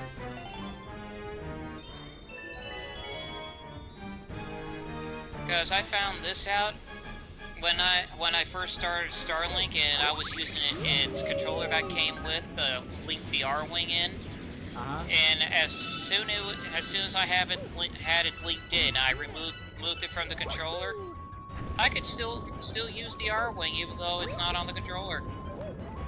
Fascinating. That would actually be helpful, though, so that way I'm not having the ship on my controller all the time. No. Yeah, so... Good idea. Though I will have the R-Wing with me, so thank you, Billy. You're very welcome. You're very, very welcome. By the way, how are you enjoying the pain of hell and suffering? Anyway, what was I saying? Oh, yes. How am I enjoying the pain and suffering? Well, you're right. I am enjoying the pain and suffering. I mean, after what happened yesterday, I'm fine, though. Fine. I'm still gonna kill you, though. I mean, I'm still gonna hurt you. I'm still gonna... Wait a minute, what did I do yesterday?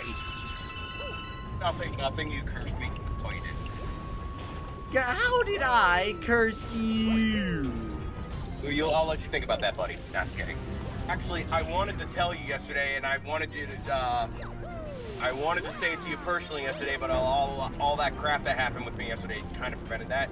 Yesterday was our 18th anniversary of the stupid flag run. Wow. 18 years ago. Yeah, that's when it was. That's Such when a we did long it. time.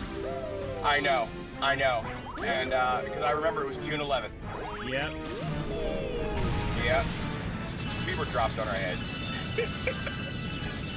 We were pretty stupid back in the day, but we enjoyed it. Yes, and speaking of which, I just drove by the high school right now. I thought the high school wasn't there anymore. Well, the old one isn't. No, it is and it isn't. The building and everything is still there, but the school I think shifted. Yeah, because doesn't Old Mill have like a brand new location now? Yeah, it's off of Crane Highway. Yeah, it's right across the street from Spalding. Literally. Wow. Papa John's, the farm that used to be there, the little farm. Oh yeah. Yeah, that whole thing is gone now. That's a school. Well, at least people won't mistake that for a pizza place anymore. Not that pizza place. It was a farm. It was where you can get corn and vegetables. That Papa John's. Yeah. Nice try. Hey, that's what I've always thought back when you kept bringing up that Papa John's. Yeah, well, obviously we know where your mind's at.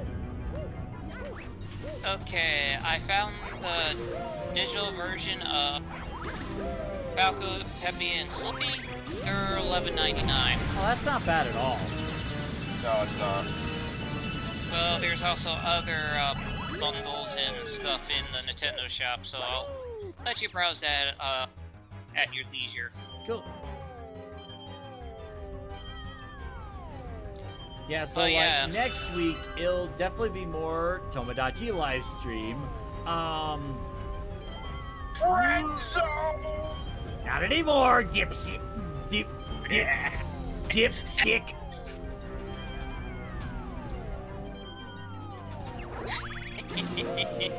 I was checking out my logins and Tomodachi Life, Marina, and Steve are now in a relationship. So yeah. And I can actually back that up as I did see the footage.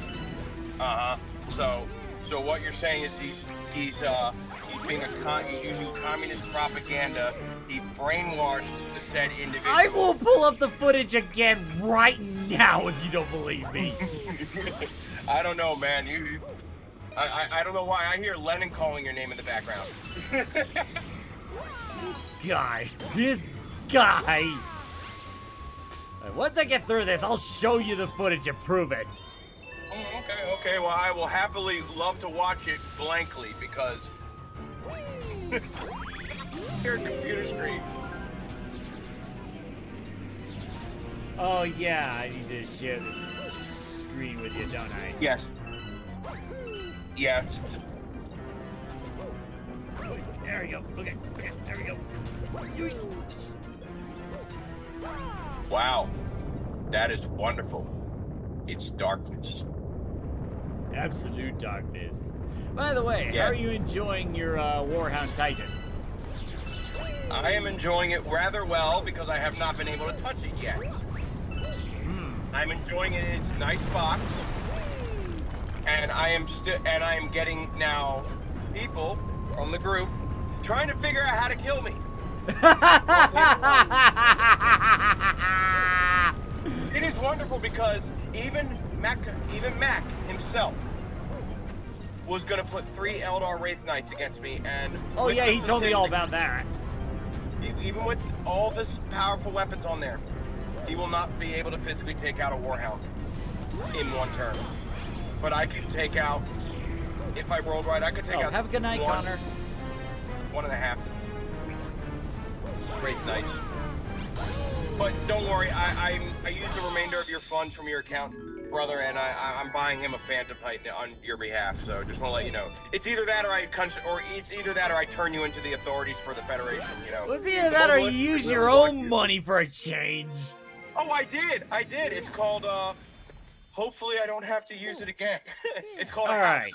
So now that I got that star, I'm gonna share the screen and show you the evidence that Marina loves me. Are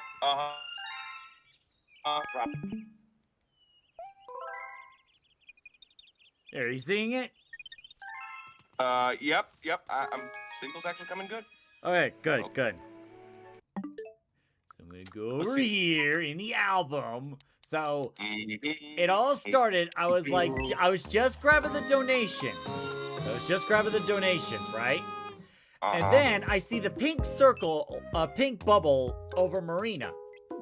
Huh? So I go in and check Glad to what's see up. you're doing well. So at first, you might see on the left side, Sean is back up to Ultra Friends again.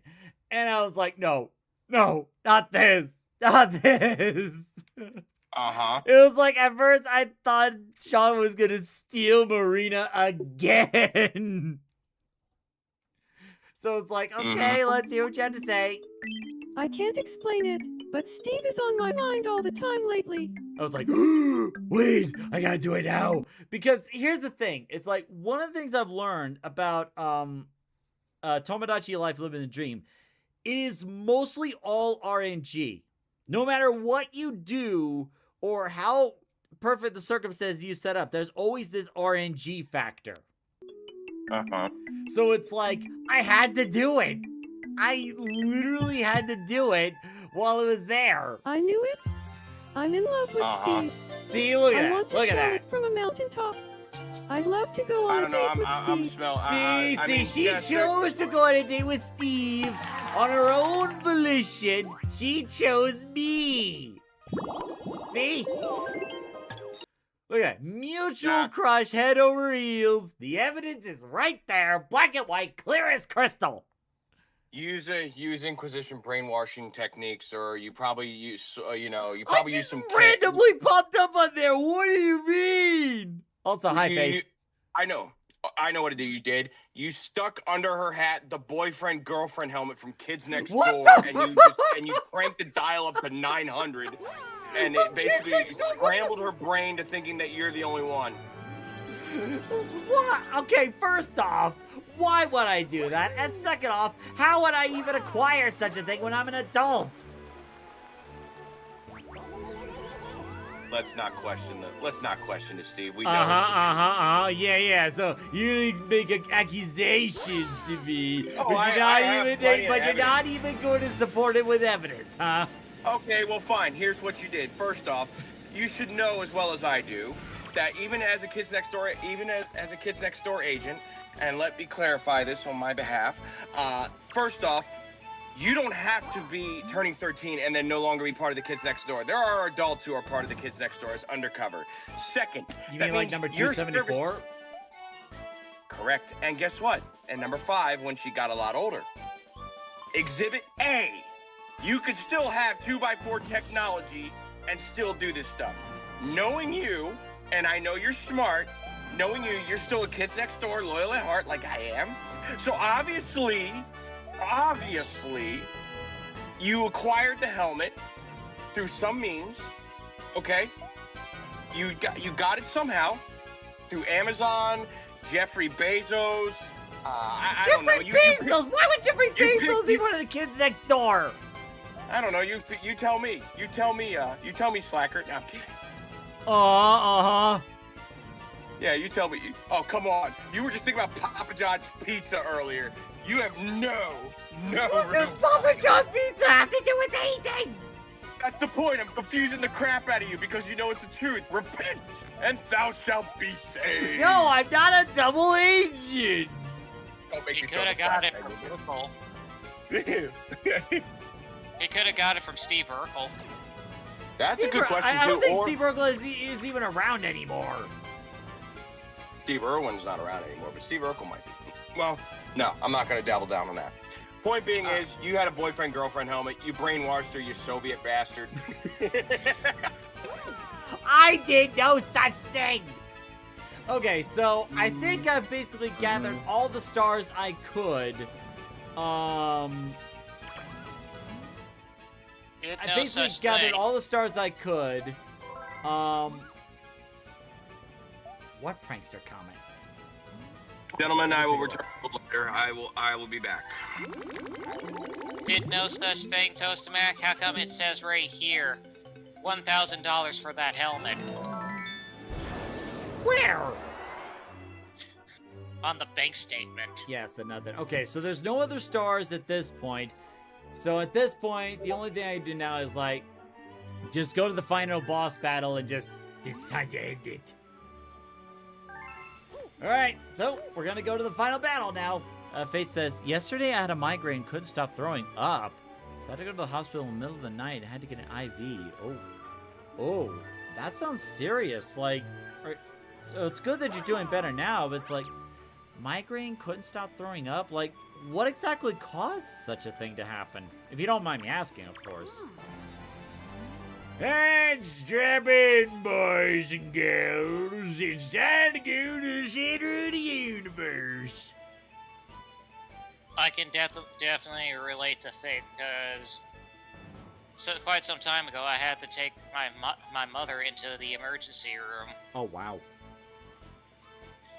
Good news is, they found out what was wrong. I'm not allowed to say because it's personal. Right. But she is doing better. That's good. Still exhausted, but doing better. Alright. It's time. Do you want to go to the location of your special one at the center of the universe?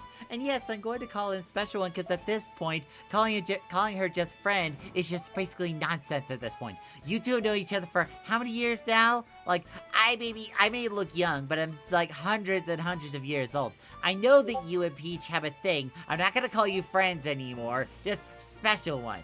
Now are we ready to go? Good. I actually had enough time to pack for all the food for all the hungry Lumas. So we are basically good to go now. And also, I don't need to share the stream anymore. There we go. That one. Yeah. Okay. Okay. Sure. Okay. There we go. All right then. Off we go.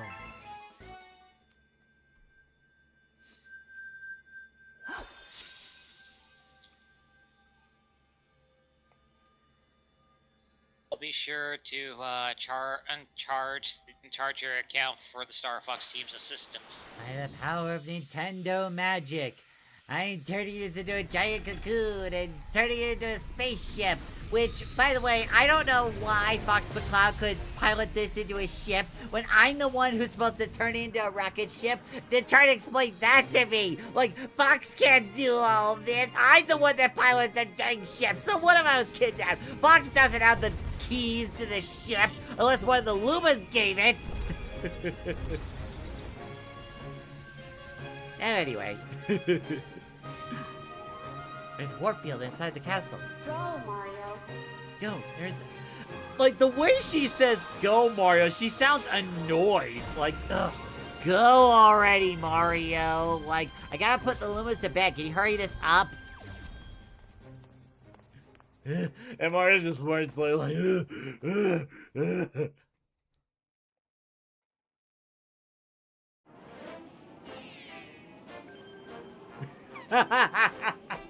I love how it's like, it gives you the final mission, the fate of the universe, but it also gives you the back button, like, oh, wait, on second thought, can we go back? I gotta go to the restroom. And Rosalina's like, You're kidding. We just went through a dozen battleships and you want to go back just because you couldn't go to the bathroom? Yes? Now! We're doing this now! the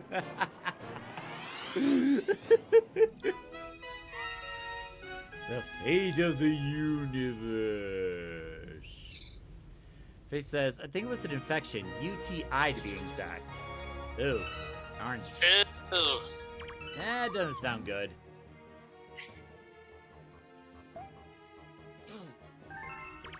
How much you wanna bet Peppy and Rob are sitting in their wine cellar just watching this go on?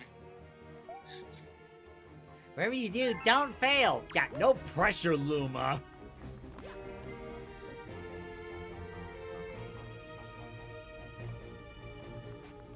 There we go.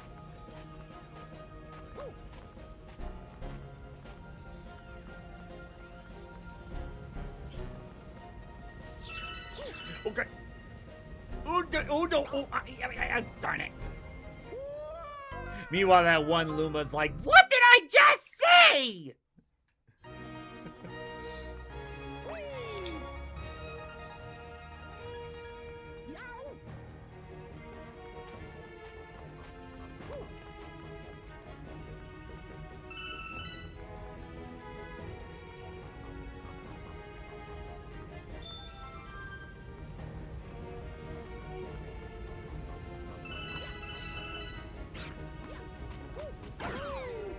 There we go.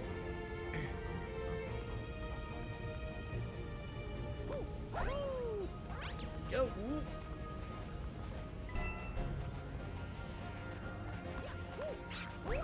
Not gonna lie though, I made some new friends. Oh, Yeah, nice. you, Billy, Nala, Oh yeah. SM, Well, we're glad to have you a part of this. and of course Mac. Can't forget him. Yeah. And I messaged Max saying, well, looks like you got another one addicted to the Pokemon board games. Because, like, when I first got,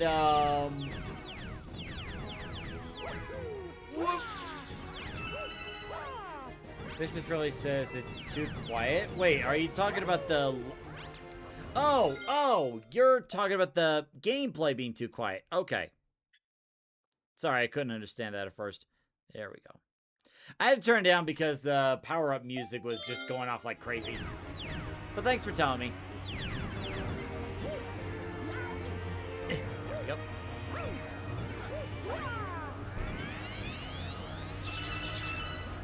I will say, waiting for your beard to grow out for the next video you're working on. That's dedication right there. Well, to be fair, I don't think it's gonna grow out too much longer. Like, I'm gonna give it until, like, Sunday before I take that picture.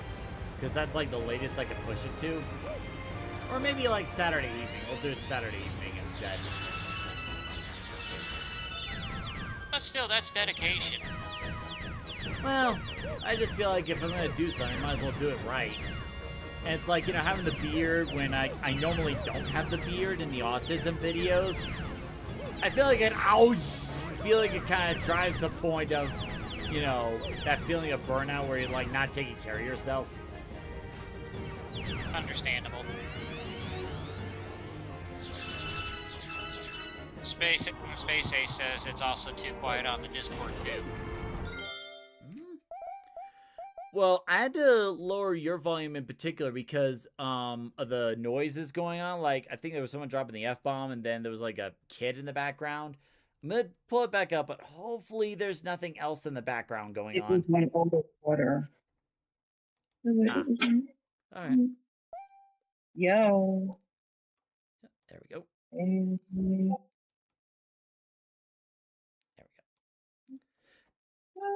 All right.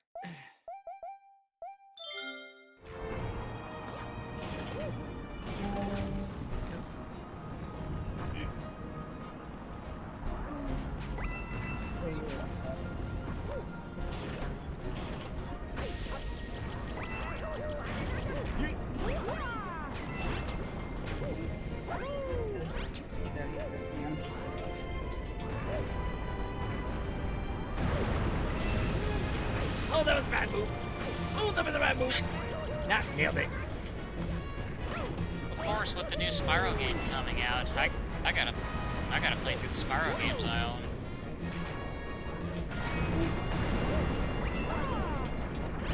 Well, if memory serves correctly, the Spyro games themselves aren't particularly too long. Oh, dang it.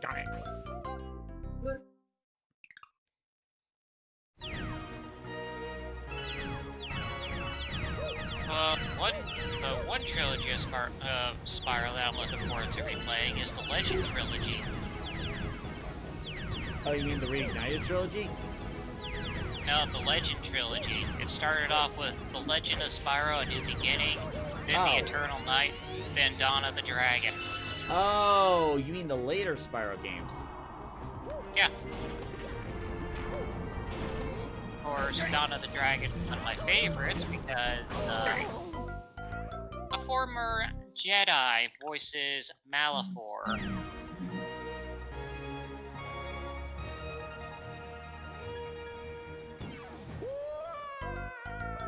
Oh shoot, I was Hey, yeah. fixing something. Alright.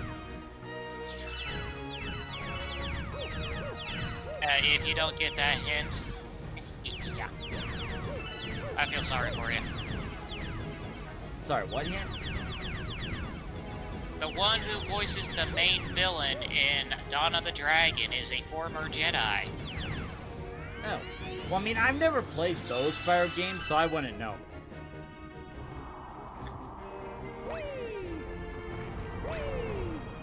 Like, I'm familiar with the original trilogy, and there was like a Game Boy Spyro game, but it's like, aside from that, I don't know much else about the later Spyro stuff. I'm old-fashioned that way. I'm just gonna tell you, it's Mark Hamill. Ah.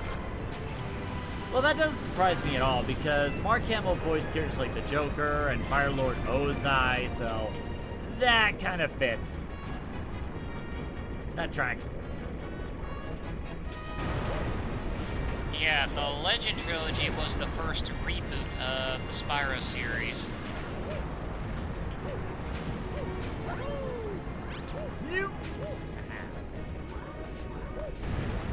Basically, it tells Spyro's story from after he hatches, all the way up to adulthood. And here it is. The final battle approaches. Looking for Princess Peach? Too bad, because she's with me. And also, why am I so big and she's so small?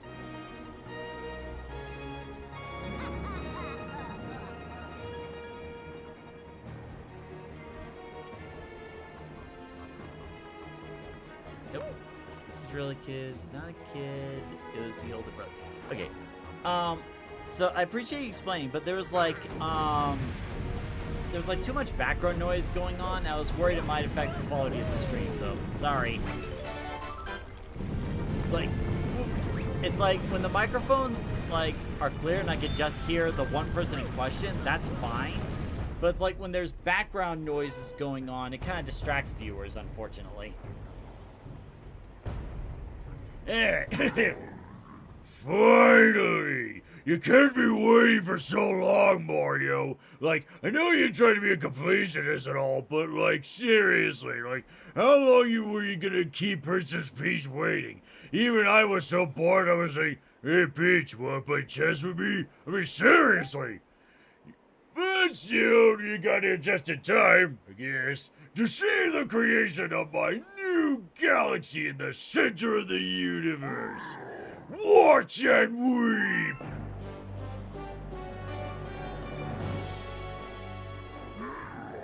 From this galaxy, I'll rule a great galactic empire with Peach by my side. Darn it, I watered down the wrong pipe. From this galaxy, I'll rule a great galactic empire with Peach by my side. It will last forever. I will rule every pitiful corner of the universe. So, Mario, as you can see, I got big plans. And stopping you is at the top of my list.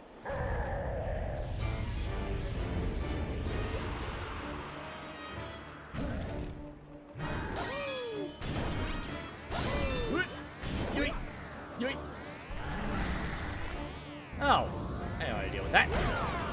Probably should have done your homework on that, Bowser.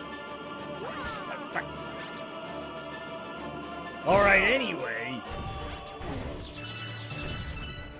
Yeah, and a lot of Spyro fans called the Legend Trilogy Lord of the Rings meets Spyro. Lord of the Rings meets Spyro. That's a rather interesting combination. Well, considering Frodo himself voices Spyro. Wait. Elijah Wood voiced Spyro at one point? Yeah, throughout Wow. the Legend Trilogy. Yeah, in all three Legend of Spyro games, Elijah Wood voices Spyro. Wow.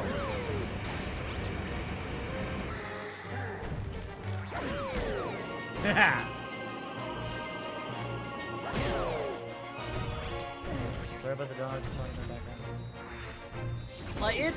It's all fine, Ace Frehley. Like, I know there's like some things that, you know, we can't control. It's just that, you know, I try to keep the quality of the stream as high as possible. Oh god. So, like, understand, like, it's nothing personal whatsoever. It's just I gotta keep the quality check on the stream. Which is why I keep track of, like, you know, the video game audio and other audios and stuff, so it's just professional stuff, that's all. Alright, anyway, this Bowser, there we go.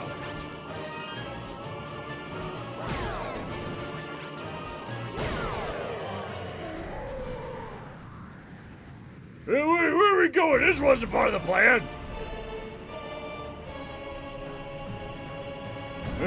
So we're back here, huh? Alright, guess we better do this. Not gonna lie though, I really love this final boss music. And the one in Mario Galaxy 2 is awesome too, but the problem is, like, from what I understand, the final boss fight for Mario Galaxy 2 doesn't even last that long for the music to even matter, which is a real shame, really. Alright, have a good night, Sean. Glad to have you on the stream as always. There we go.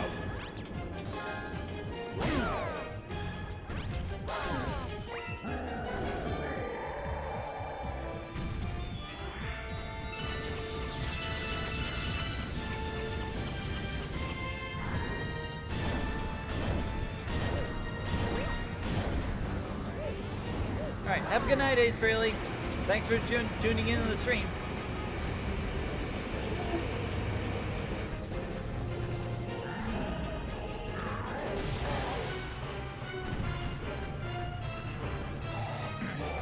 There we go. There we go. In and you are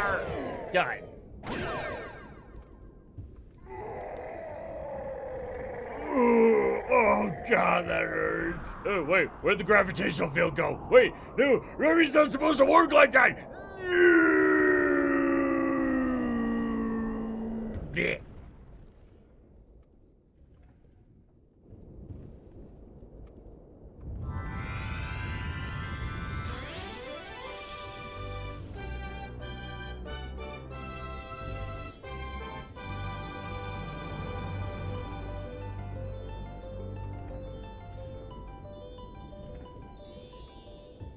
Cool. Now that's all said and done.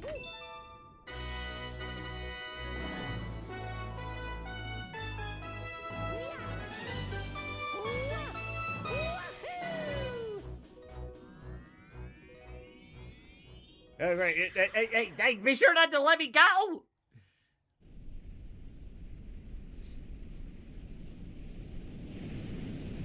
Huh? Oh. Wait, why was Peach falling? Did Peach just literally jump off the ship? Like, did you just literally watch Bowser get melted into lava and just assume, okay, it's safe, I know Mario will catch me, time to jump off the ship into deep space? What were you thinking, woman?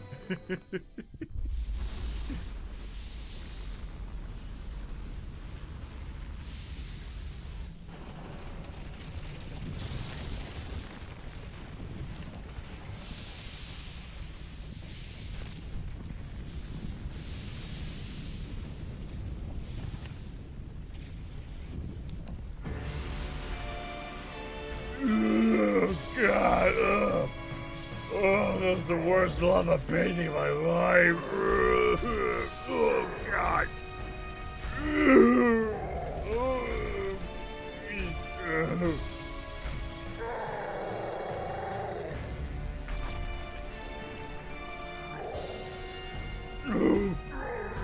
No.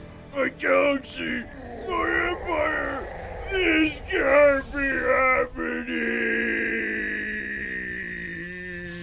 Wait, what does it happen to a star when it turns into a... Oh, God!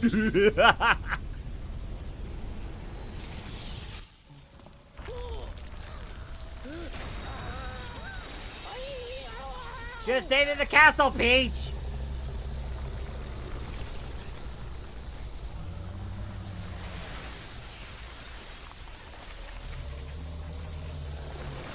It's at this point when the Mario universe comes to an end. Nah,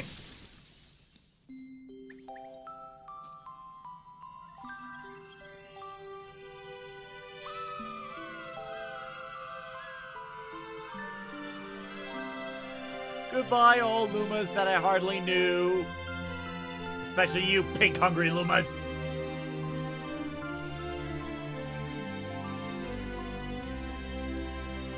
But yet, I highly doubt that'll be the last we see of them.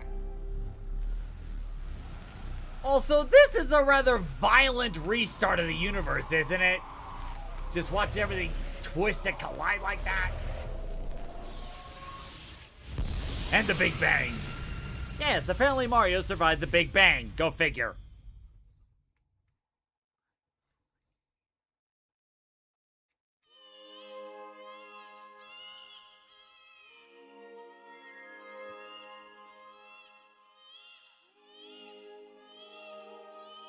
Is that a baby or a dolphin in the background? Oh. Do you hear the baby stars? These newborns will grow up to become galaxies someday. You're telling me to shut up. When stars die, they turn to stardust and scatter across the cosmos. Eventually, that stardust reforms to create a new star, and so the cycle of life continues. But the cycle never repeats itself in quite the same way. So, You'll see.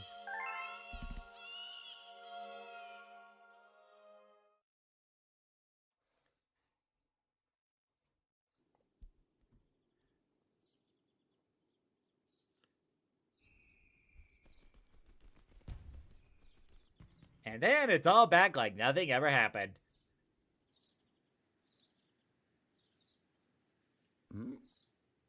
So does this technically make it a universe reset, like, you know, how Marvel and DC love to reset their universes?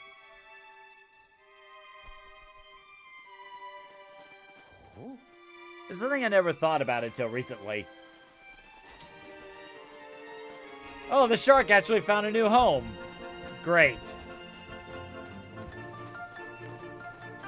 Yes, I got a new home near a nice castle. Now I think I'm royalty, see? Oh, the queen bee's here. Oh, could you scratch the back of my... No!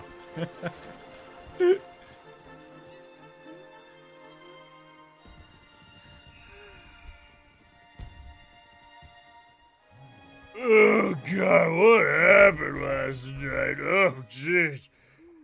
He's like Pepto-Bismol or something. It's some fucking Nick. Oh. Yes. All new life carries the essence of stars. Even all of you.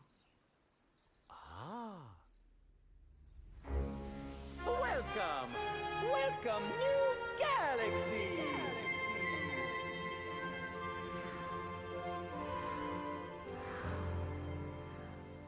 I mean, I'm not sure if we could really call those galaxies, but sure, whatever.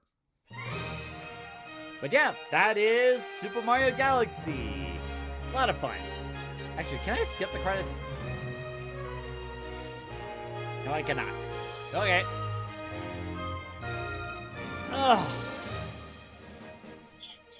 It was a lot of fun, you know, like originally I was playing this game, you know, in celebration of, you know, the Super Mario Galaxy movie. But, you know, I remember it's coming back to me like why I had so much fun with this. Like, you know, the terrain, the different worlds, the different landscapes, the music, like this game was actually the first time that a Mario game had orchestrated music. So I was really drawn into that. And like, there's just so much to enjoy, even many years from now, you know. Oh, excuse me. Oh, Green Dragon Orb, he's still here. Did you get the Discord invite I put in the chat? Now, let's see. There's about 40 minutes left in between, maybe 35, give or take. There should be the rest of the Rosalina chapters up, so like, maybe I'll do that. Maybe I'll do a few more stars and then we'll call it a night.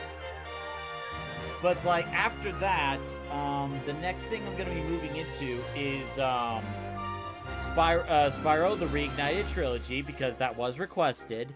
But there's also the Starlink Battle for Atlas. I don't believe so. Oh, that's okay. I'll get that for you real quick. No need to worry.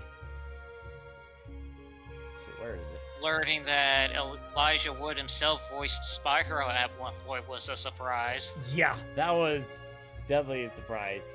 And, you know, it's good, you know, that, you know, he got to be in more projects than just The Lord of the Rings, you know. And I think he's done a few other things, too. I just can't remember what. But he's not the only voice actor that was in the series. Well, I should say the trilogy. Yeah. You have David Spade, who voiced Sparks in A New Beginning. Gary Oldman, who voiced Ignitus through all 3 games.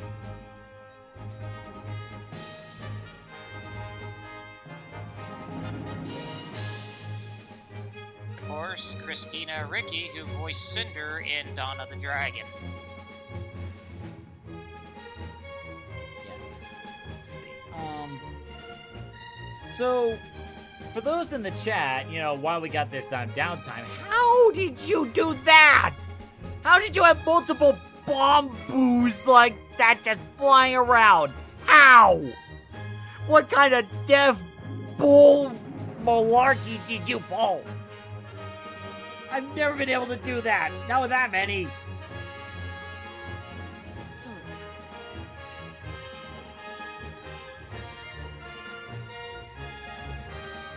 So for those in the chat, for those that played Mario Galaxy, what was your favorite part of this game? Like, was it a certain level? Was it the music? Was it the Lumas? Rosalina's backstory? Like, was there any particular element about Mario Galaxy that you enjoyed the most, chat? I'm still playing through it, but I have to say the music is where it's at. Oh yeah, absolutely. Like, the orchestra music, they've done so well.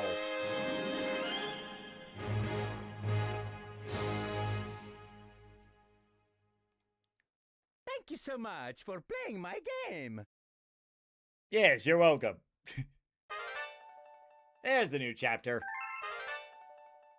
Oh, that's why. That's why I couldn't get the other stars. It was Purple Comet. Yeah, post-game stuff.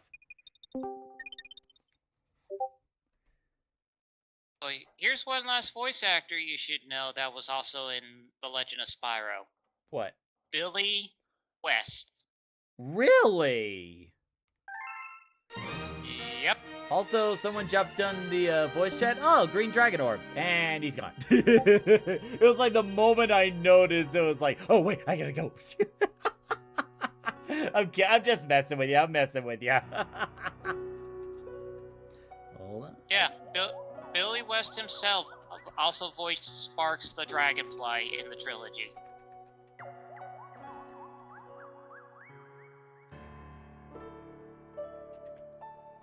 I find this interesting because I just recently found your autism video on Billy West. Yeah, Billy West is such a national treasure. Honestly, it does feel right, that, you know, that Billy West voiced the character in Spyro. Like, he voiced a whole lot of cartoon characters and animated characters throughout his career.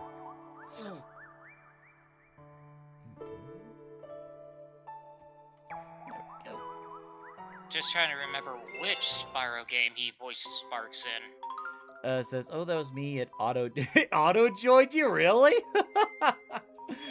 I've never had that before. But it's all good. No need to worry. Oh, welcome back. I knew you would return eventually, because considering how much you enjoyed exploring the other galaxies and making a mess of some things here and there. Please, look down at your feet. I said look down at your feet. Like, I know I'm attractive and drop-dead gorgeous and all, but, like, you know, you don't have to stare at me all the time. Like, I told you to look down, and you're not looking down. It's like you're staring at me, and now it's, like, really awkward. This number of star you see represents the number of power stars you need to access another world. Whether you succeed or fail, just attempting the challenge will show something about your character. Listen, so don't mess it up, yeah. Oh, you didn't think I didn't have anything to say to you? Well, I got quite a bit to say to you. Good job. Good job saving the universe. And go throwing Bowser into the lava. Chef's kiss, I tell you. Good job, yeah. If you feel the need to, you know, just throw Bowser in the lava again, you know, and get some recording. I'd love to see him in pain. Oh yeah, Oh, right, I just found it. I need to go to Rosalina's book room because it's time for more story time. Billy West voiced Sparks in The Legend of Spyro Dawn of the Dragon, so he was in the last of the trilogy. Let's begin. All right, I know you guys been waiting long enough, so let's go ahead and do more of the story.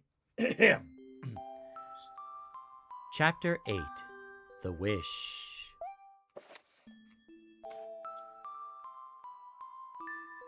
Though usually quite cheery, one day the girl became sad again. Luma drew close and tried to comfort her. Mama, you still have me. And don't be sad about your mama, because she's part of you. That means she's always close by. It's like me. I love Starbits because they remind me of my mama. No, No, the girl said, unable to stop the tears. A lonely look flickered across Uma's face, but it was soon replaced by a wide grin. I have an idea. I will transform into a comet, a soaring comet that can carry you all. I will transform into a comet. No, darn it. I will transform into a comet, a soaring comet that can carry you all on this journey. With that, Luma, trailing bands of white, soared high into the sky and just as quickly started to plummet back down. Kaboom! Kablam! The ground shook and a bright light poured out of the crater that the Luma had created. The bands of light twisted together to form a comet tail, and then Luma emerged, reborn as a comet. The girl could scarcely believe her eyes. But how? She kept asking. Our destinies as Lumas is to transform into different things. Said a red Luma who had suddenly appeared. Stars, comets, planets, we could become all sorts of things. When I grow up, I want to become a star that makes someone special smile, said the green Luma. A blue Luma chimed in. That Luma turned into a real cutie of a comet, didn't he? All of the Lumas together said, No more crying, Mama. Thank you, said the girl in a whisper. And she pulled the Lumas close and hugged them. From that day on, star bits no longer fell from the girl's eyes. The comet set forth for the girl's home planet, its long tail blazing proudly behind it. The final chapter, Family. With its many lumas and telescopes, the comet was quite a sight to behold. The girls and the lumas were proud to call it home. At a welcoming party for a new luma, the girl gathered everyone in the kitchen and said in a louder voice than usual, All right, everyone, let's make a cake sprinkled with star bits. Then it will be a star cake. The lumas excitedly began to gather the ingredients. As she watched the lumas scurry about, the girl smiled and thought to herself, This is my family now, and I will stay with them until they're ready to leave the nest. And when they do leave, I'll see them off with a smile. Because that's what makes a mother happiest. That night, when the girl lay down to sleep, a soft light enveloped her and reminded her of the blue planet she once called home. But it would be nice to return home once every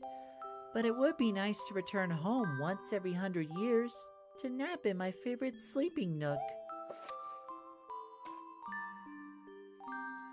The comet carrying the lumas and the girl continues on its journey to this very day, with more family members in tow than can be counted. It's said that the comet visits the girl's home planet once every 100 years, its proud white tail glittering in the sky. The end.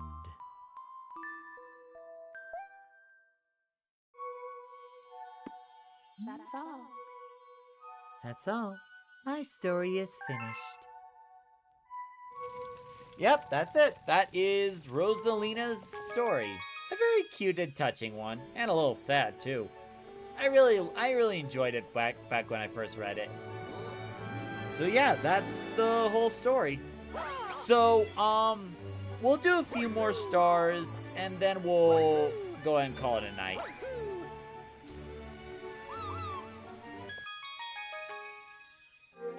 definitely tell I am a major Spyro fan. Yeah, I can tell. Now for the good egg galaxy.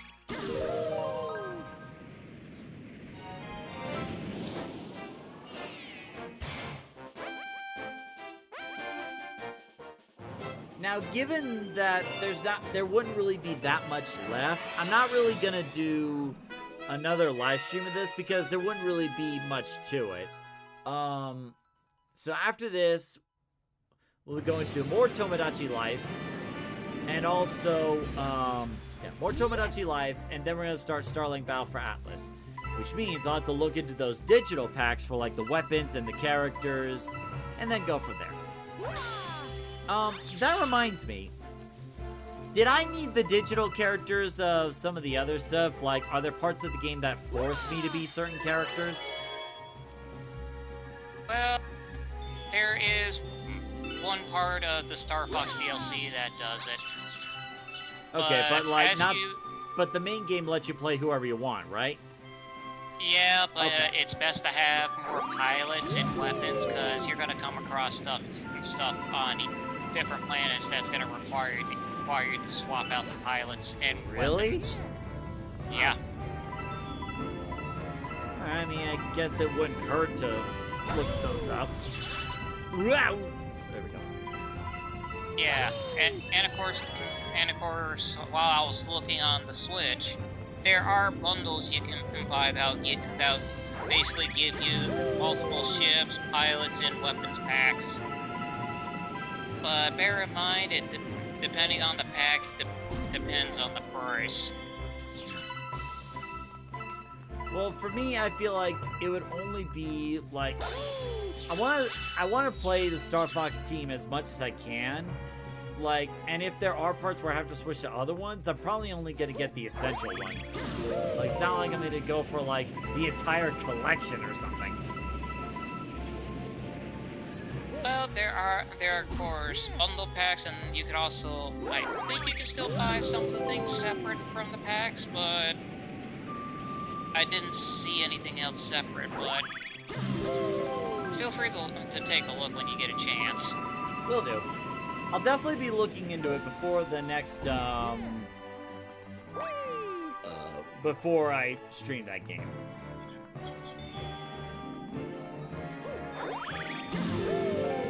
Yeah, because I have Star Fox Battle for Atlas, and yeah, I've been through the game. I don't have all the necessary stuff, But you were still able to Yeah. get through it. yeah, I was able to get through it. Okay. Just some of the special weapons that I needed to unlock other stuff on different planets, I had to skip. You had to skip? Yeah, because if I wanted to get 100% completion, I needed to have the weapons. Ah, okay. The face says, But you- if you get all 120 stars, you unlock Luigi. Oh yeah, I actually did that in the other save file. Like, I actually did a playthrough with Luigi 2, and there was like this secret ending cutscene where Rosalina visits her old home, believe it or not. So it's like, yeah, I know. And it's like, honestly, I didn't mind playing the whole game again as Luigi, except for the one part where, like the Luigi missions, it's just another Luigi. Now it's an identity crisis. Anyway, you were saying? Yeah, I don't think the other weapons are really necessary. They're more like optional, but that's only if you're going for a 100% completion of the game. I was able to get through the game without any extra add-ons. Okay.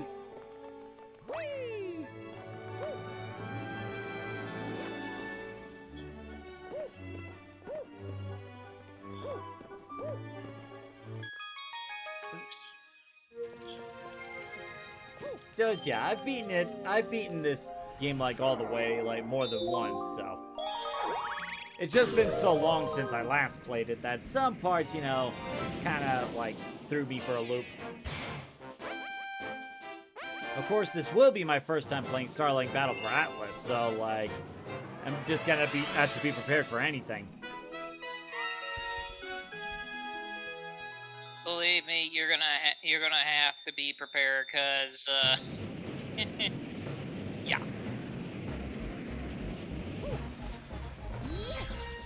Oh, there's a time limit.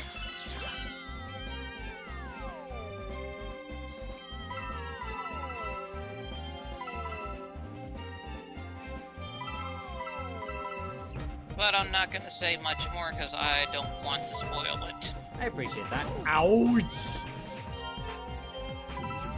Oh god! Oh god! No! Stop it!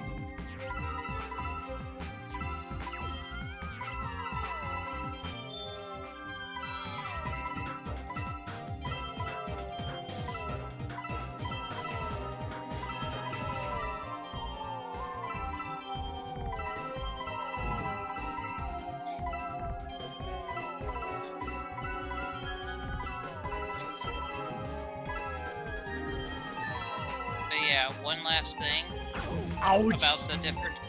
If you have different ships at your disposal, you had different customization options. I kind of figured as much. Oh, gee. Darn it.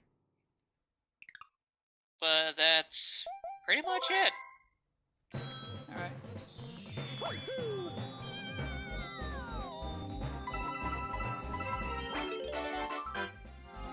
But if there's anything more you want to know about Starlink, just let me know. Will do.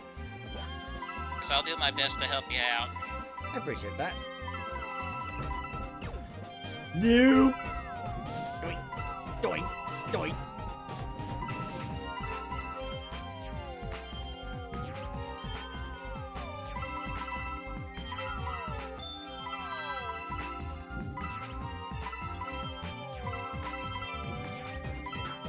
Tilt, tilt, tilt.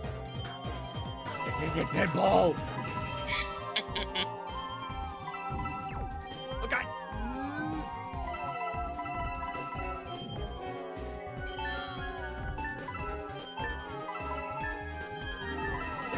No! Yeah. I just need one! Darn it!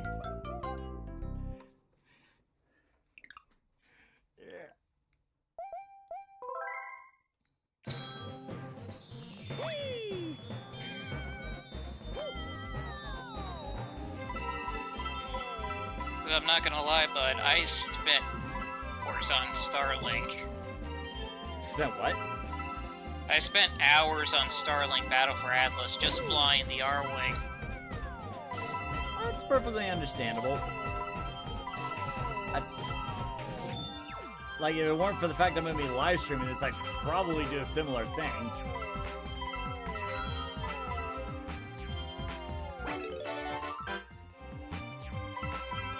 But it's like, when you live stream a game, it's like, it's not only about you enjoying it, it's also about the viewers enjoying it. And sometimes, you know, that means, you know, you gotta move things along. Yeah, true.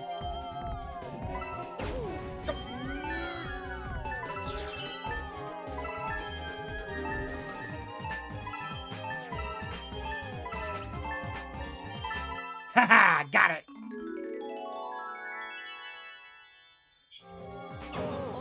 Wait a minute! Are you kidding me? How dare you do the timeout on me when I got all the goddamn but the ways to stop me doing it? It's like this game's against you tonight. Ugh. But what else is new? Ouch!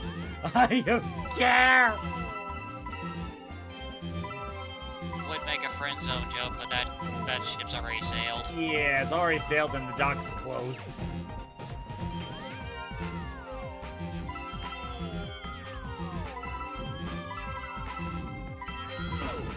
And I'm dead.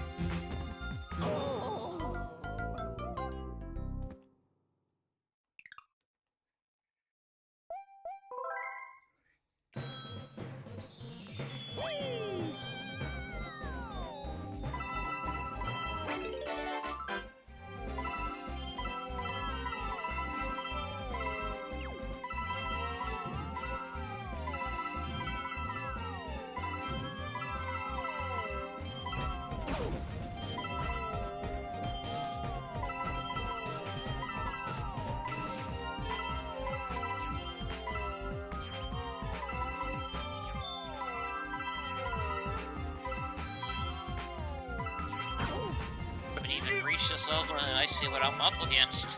Oh, jeez, nope.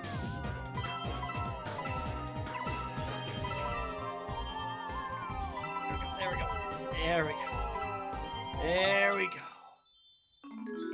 Face test. Oh man, I hate this level.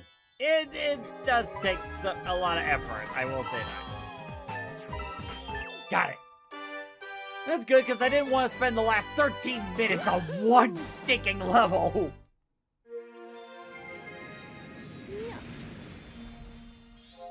Oh, yeah.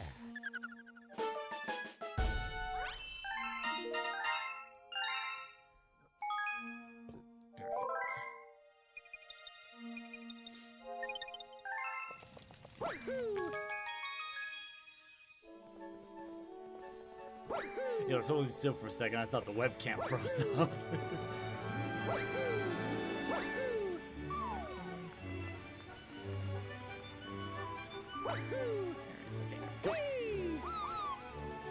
But yeah, you're definitely in for a treat when you get the Starlink.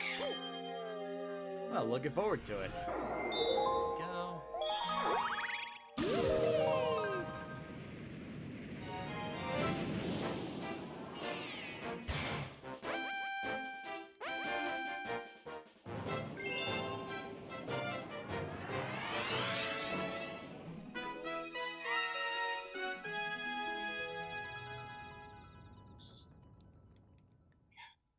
You know, it's like, they do all these purple coin challenges, and yet I've not seen a single red star anywhere here. And that's like a crying shame. It's like the purple coins were introduced along with the red star, and yet you don't give a red star for this. I mean, there are some levels here that kind of warrant the red flying star, you know. Haha.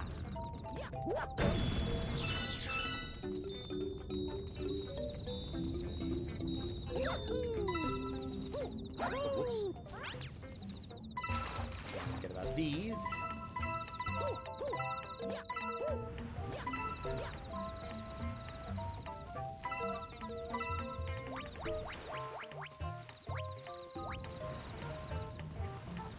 One down here.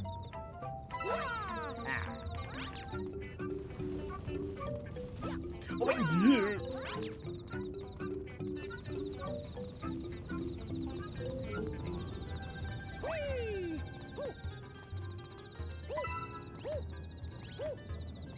Yeah, it's not gonna work.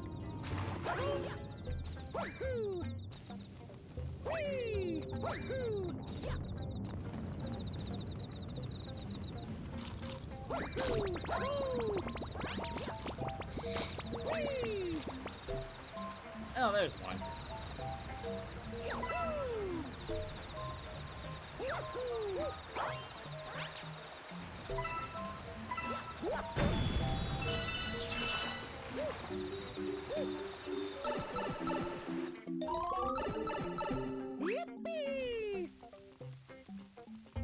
Let's go over here first. Never mind the black hole of death underneath! Oh, that would have been bad.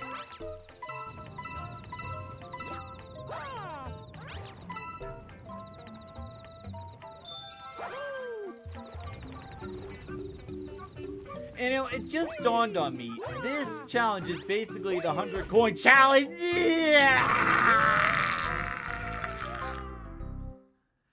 It's basically the 100 coin challenge from Mario 64. That's why I wanted to say before I got vacuumed into the black hole of death. Let's save that for last.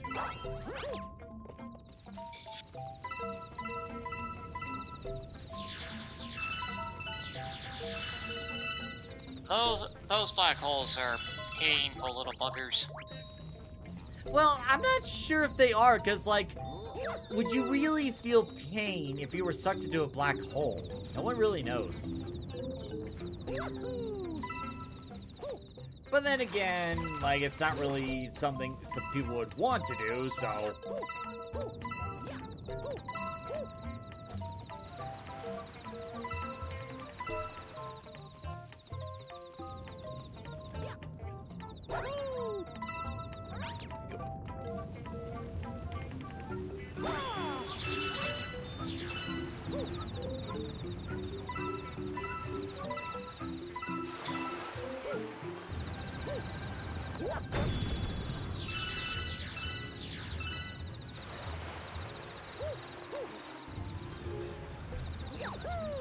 Oh, apparently Z Creates is online.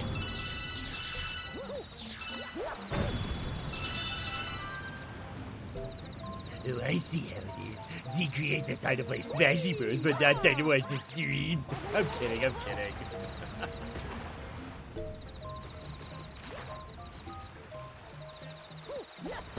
Speaking of which, I don't know why, but there were some people that were like speculating on like whether or not there was going to be like a new Smash Bros announced for the Direct, but honestly, I'm not really sure if there's really a need for a new Smash Bros. Do you? Oh God! Well, considering that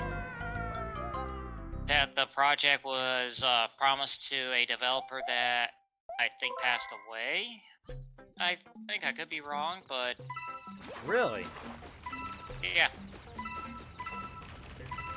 It all started with Super Smash Brothers for the N64, then the one for the GameCube, and continuing all the way to what we got now. Oh, God! Yeah. Damn it.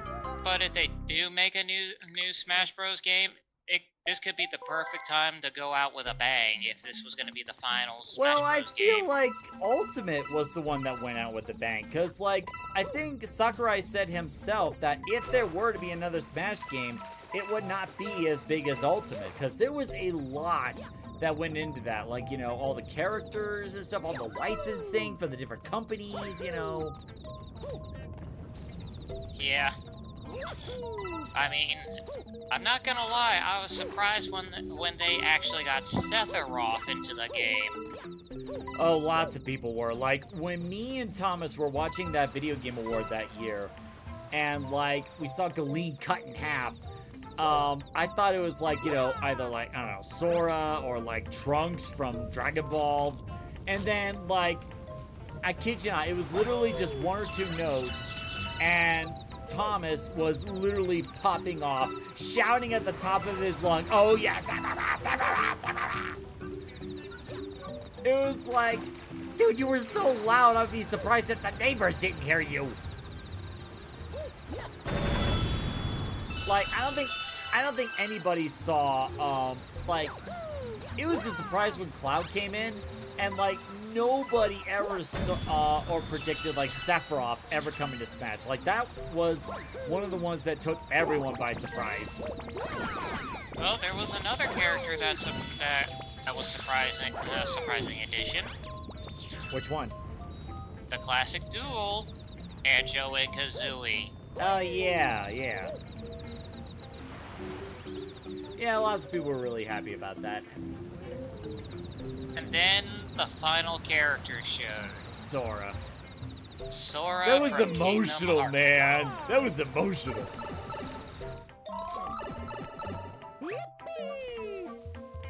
Yeah, and I was glad Sora actually finally got recognition, cause And Kingdom also, Hearts like, is oh, go ahead. because Kingdom Hearts is a legendary series. Albeit a complicated one once you get into the later games in terms of the plot and the characters. It can be quite a bit to follow. But,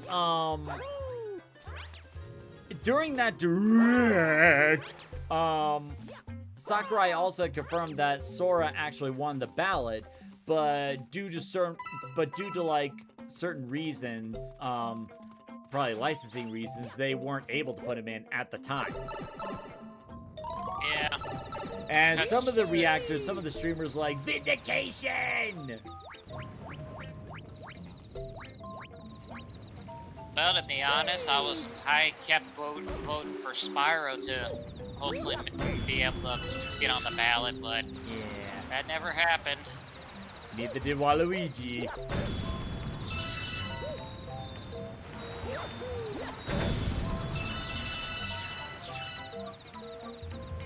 But yeah, if they do make a new Smash Bros. Game, I'll still get it. Well, for me, I'll have to see. It depends on what they do with the game, not just with the fighting, but also like if they have a story mode like Smash Brothers Ultimate, or is it just gonna be like the one? No.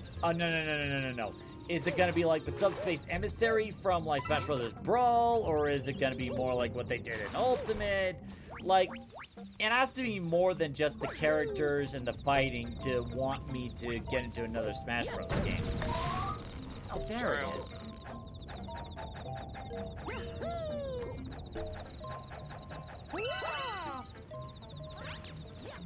That's ultimately going to be the deciding factor for me. Well, whatever happens, we'll soon see and find out.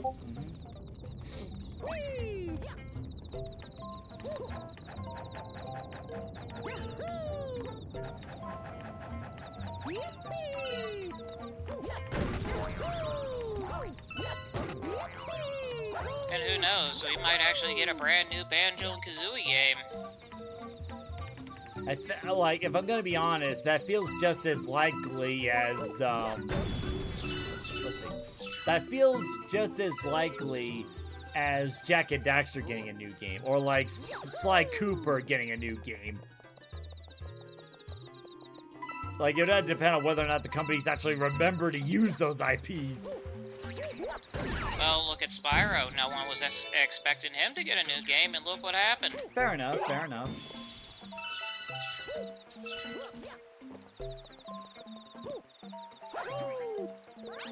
And of course, we're getting another Ocarina of Time game, but this one's a remaster.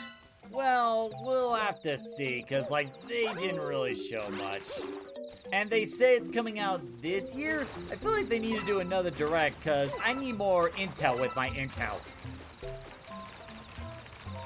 Well, who knows? They may have more on the next Direct. Or maybe, like, do a whole Direct dedicated to,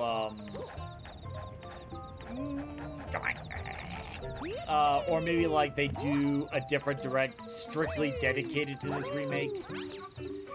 And, like, it kind of makes me wonder, like, how exactly is it going to be a remake, you know? Like, is it just going to be, like, this Unreal Engine graphics? Or are they going to do more with it? Or... And, like, some people are already feeling split about the, like, realistic looks.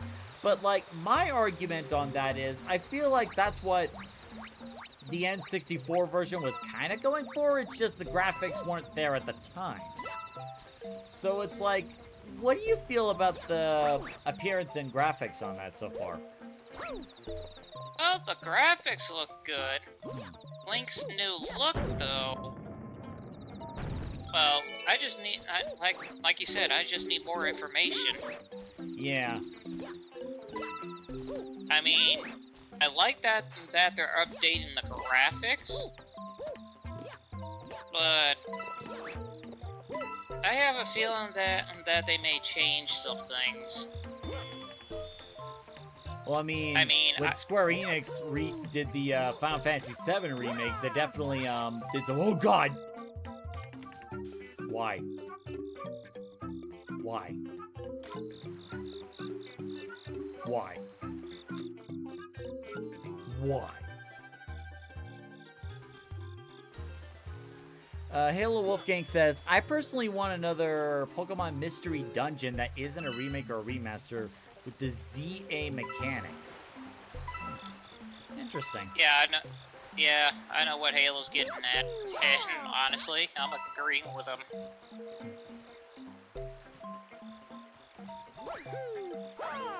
But of course, the new Legend of Zelda remaster is scheduled to release, I think, sometime in December. So Wait, I thought they only gave the year for the release date. I could be wrong. Cause yeah, it just said 2026. That's all we have. True, I could be wrong. But all I do know is that Nintendo definitely has time to get out more information to us. Yeah, it's like these days, it's like, you know, just doing the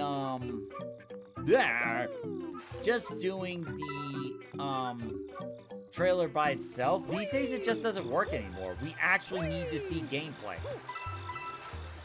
And that's like, you know, not being mean or anything. It's just like, you know, that's the bottom line, you know?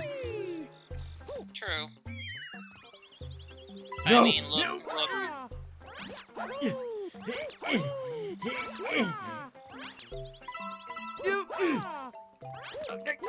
There you go. Anyway, you were saying? I mean, look at what they did with the Star Fox reveal. They showed gameplay, and Exactly. everyone is hyped. Yeah, absolutely. Because, like, it wasn't just, the trailer. They were showing how the game was going to play. And then later on, we got a demo. Yep. I mean, they could also do the same thing with the Ocarina of Time remake, you know, do a demo for that, because back when the GameCube came out, there was the when you got the GameCube, there was an option to get the add-on called like The Legend of Zelda: The Master Collection, which contained Zelda 1 and 2, Ocarina of Time, Majora's Mask, and also had a demo of the Wind Waker. Yeah, I So- have that collection. Oh, you still have that? Nice. Yeah. So it's like they could go that route, should they so choose. Ooh. Yeah, cause giving us like free copies of Ocarina of Time and Majora's Mask, and the demo I think was Wind Waker at the time. Yeah. That helped the sales of the Wind Waker big time. Exactly, because like not only were they able to play the classic games that they loved in the past, but it was also promotional material for the Wind Waker. Yep. We'd have to go all the way back there. This is some ridiculousness.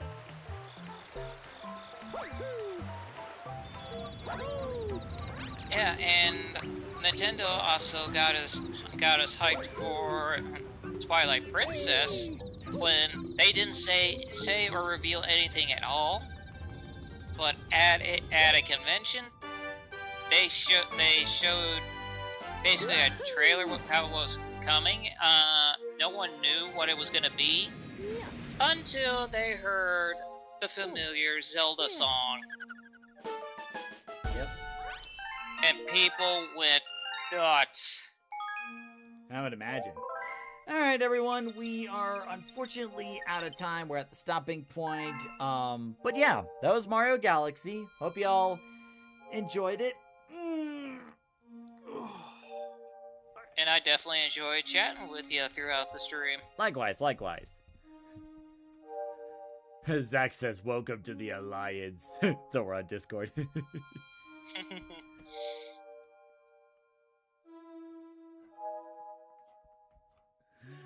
But yeah, that was a lot of fun. Yeah, okay. So, thank y'all for watching. If you want to check out Mario Galaxy for yourself, you can buy it at the Nintendo Store. Next week's the streams will be Tuesday and Wednesday. As for the Spyro stream, I'll have to get back to you on that one, because next week, Monday, it's 8 to 4:30, but have something else going on. Then, like, the rest of the shifts, except for Sunday, are evening, so for Tuesday and Wednesday, I think those 2 days are going to be the only days I'll be streaming, so what I may do is, like, Tuesday, Tomodachi Life, and then Wednesday, we'll start the Spyro playthrough, just to get that started, because that is one of our MVP requests, and I will honor that. But yeah, I'll post the schedule, and don't forget, next Monday morning at 7 a.m. is when my Autism and Burnout video comes out, so I would really appreciate if you take a watch, alright? So, thank you for watching, everybody, whether you're watching it live or watching it later. Like and subscribe if you want to see more, and I will see you next time.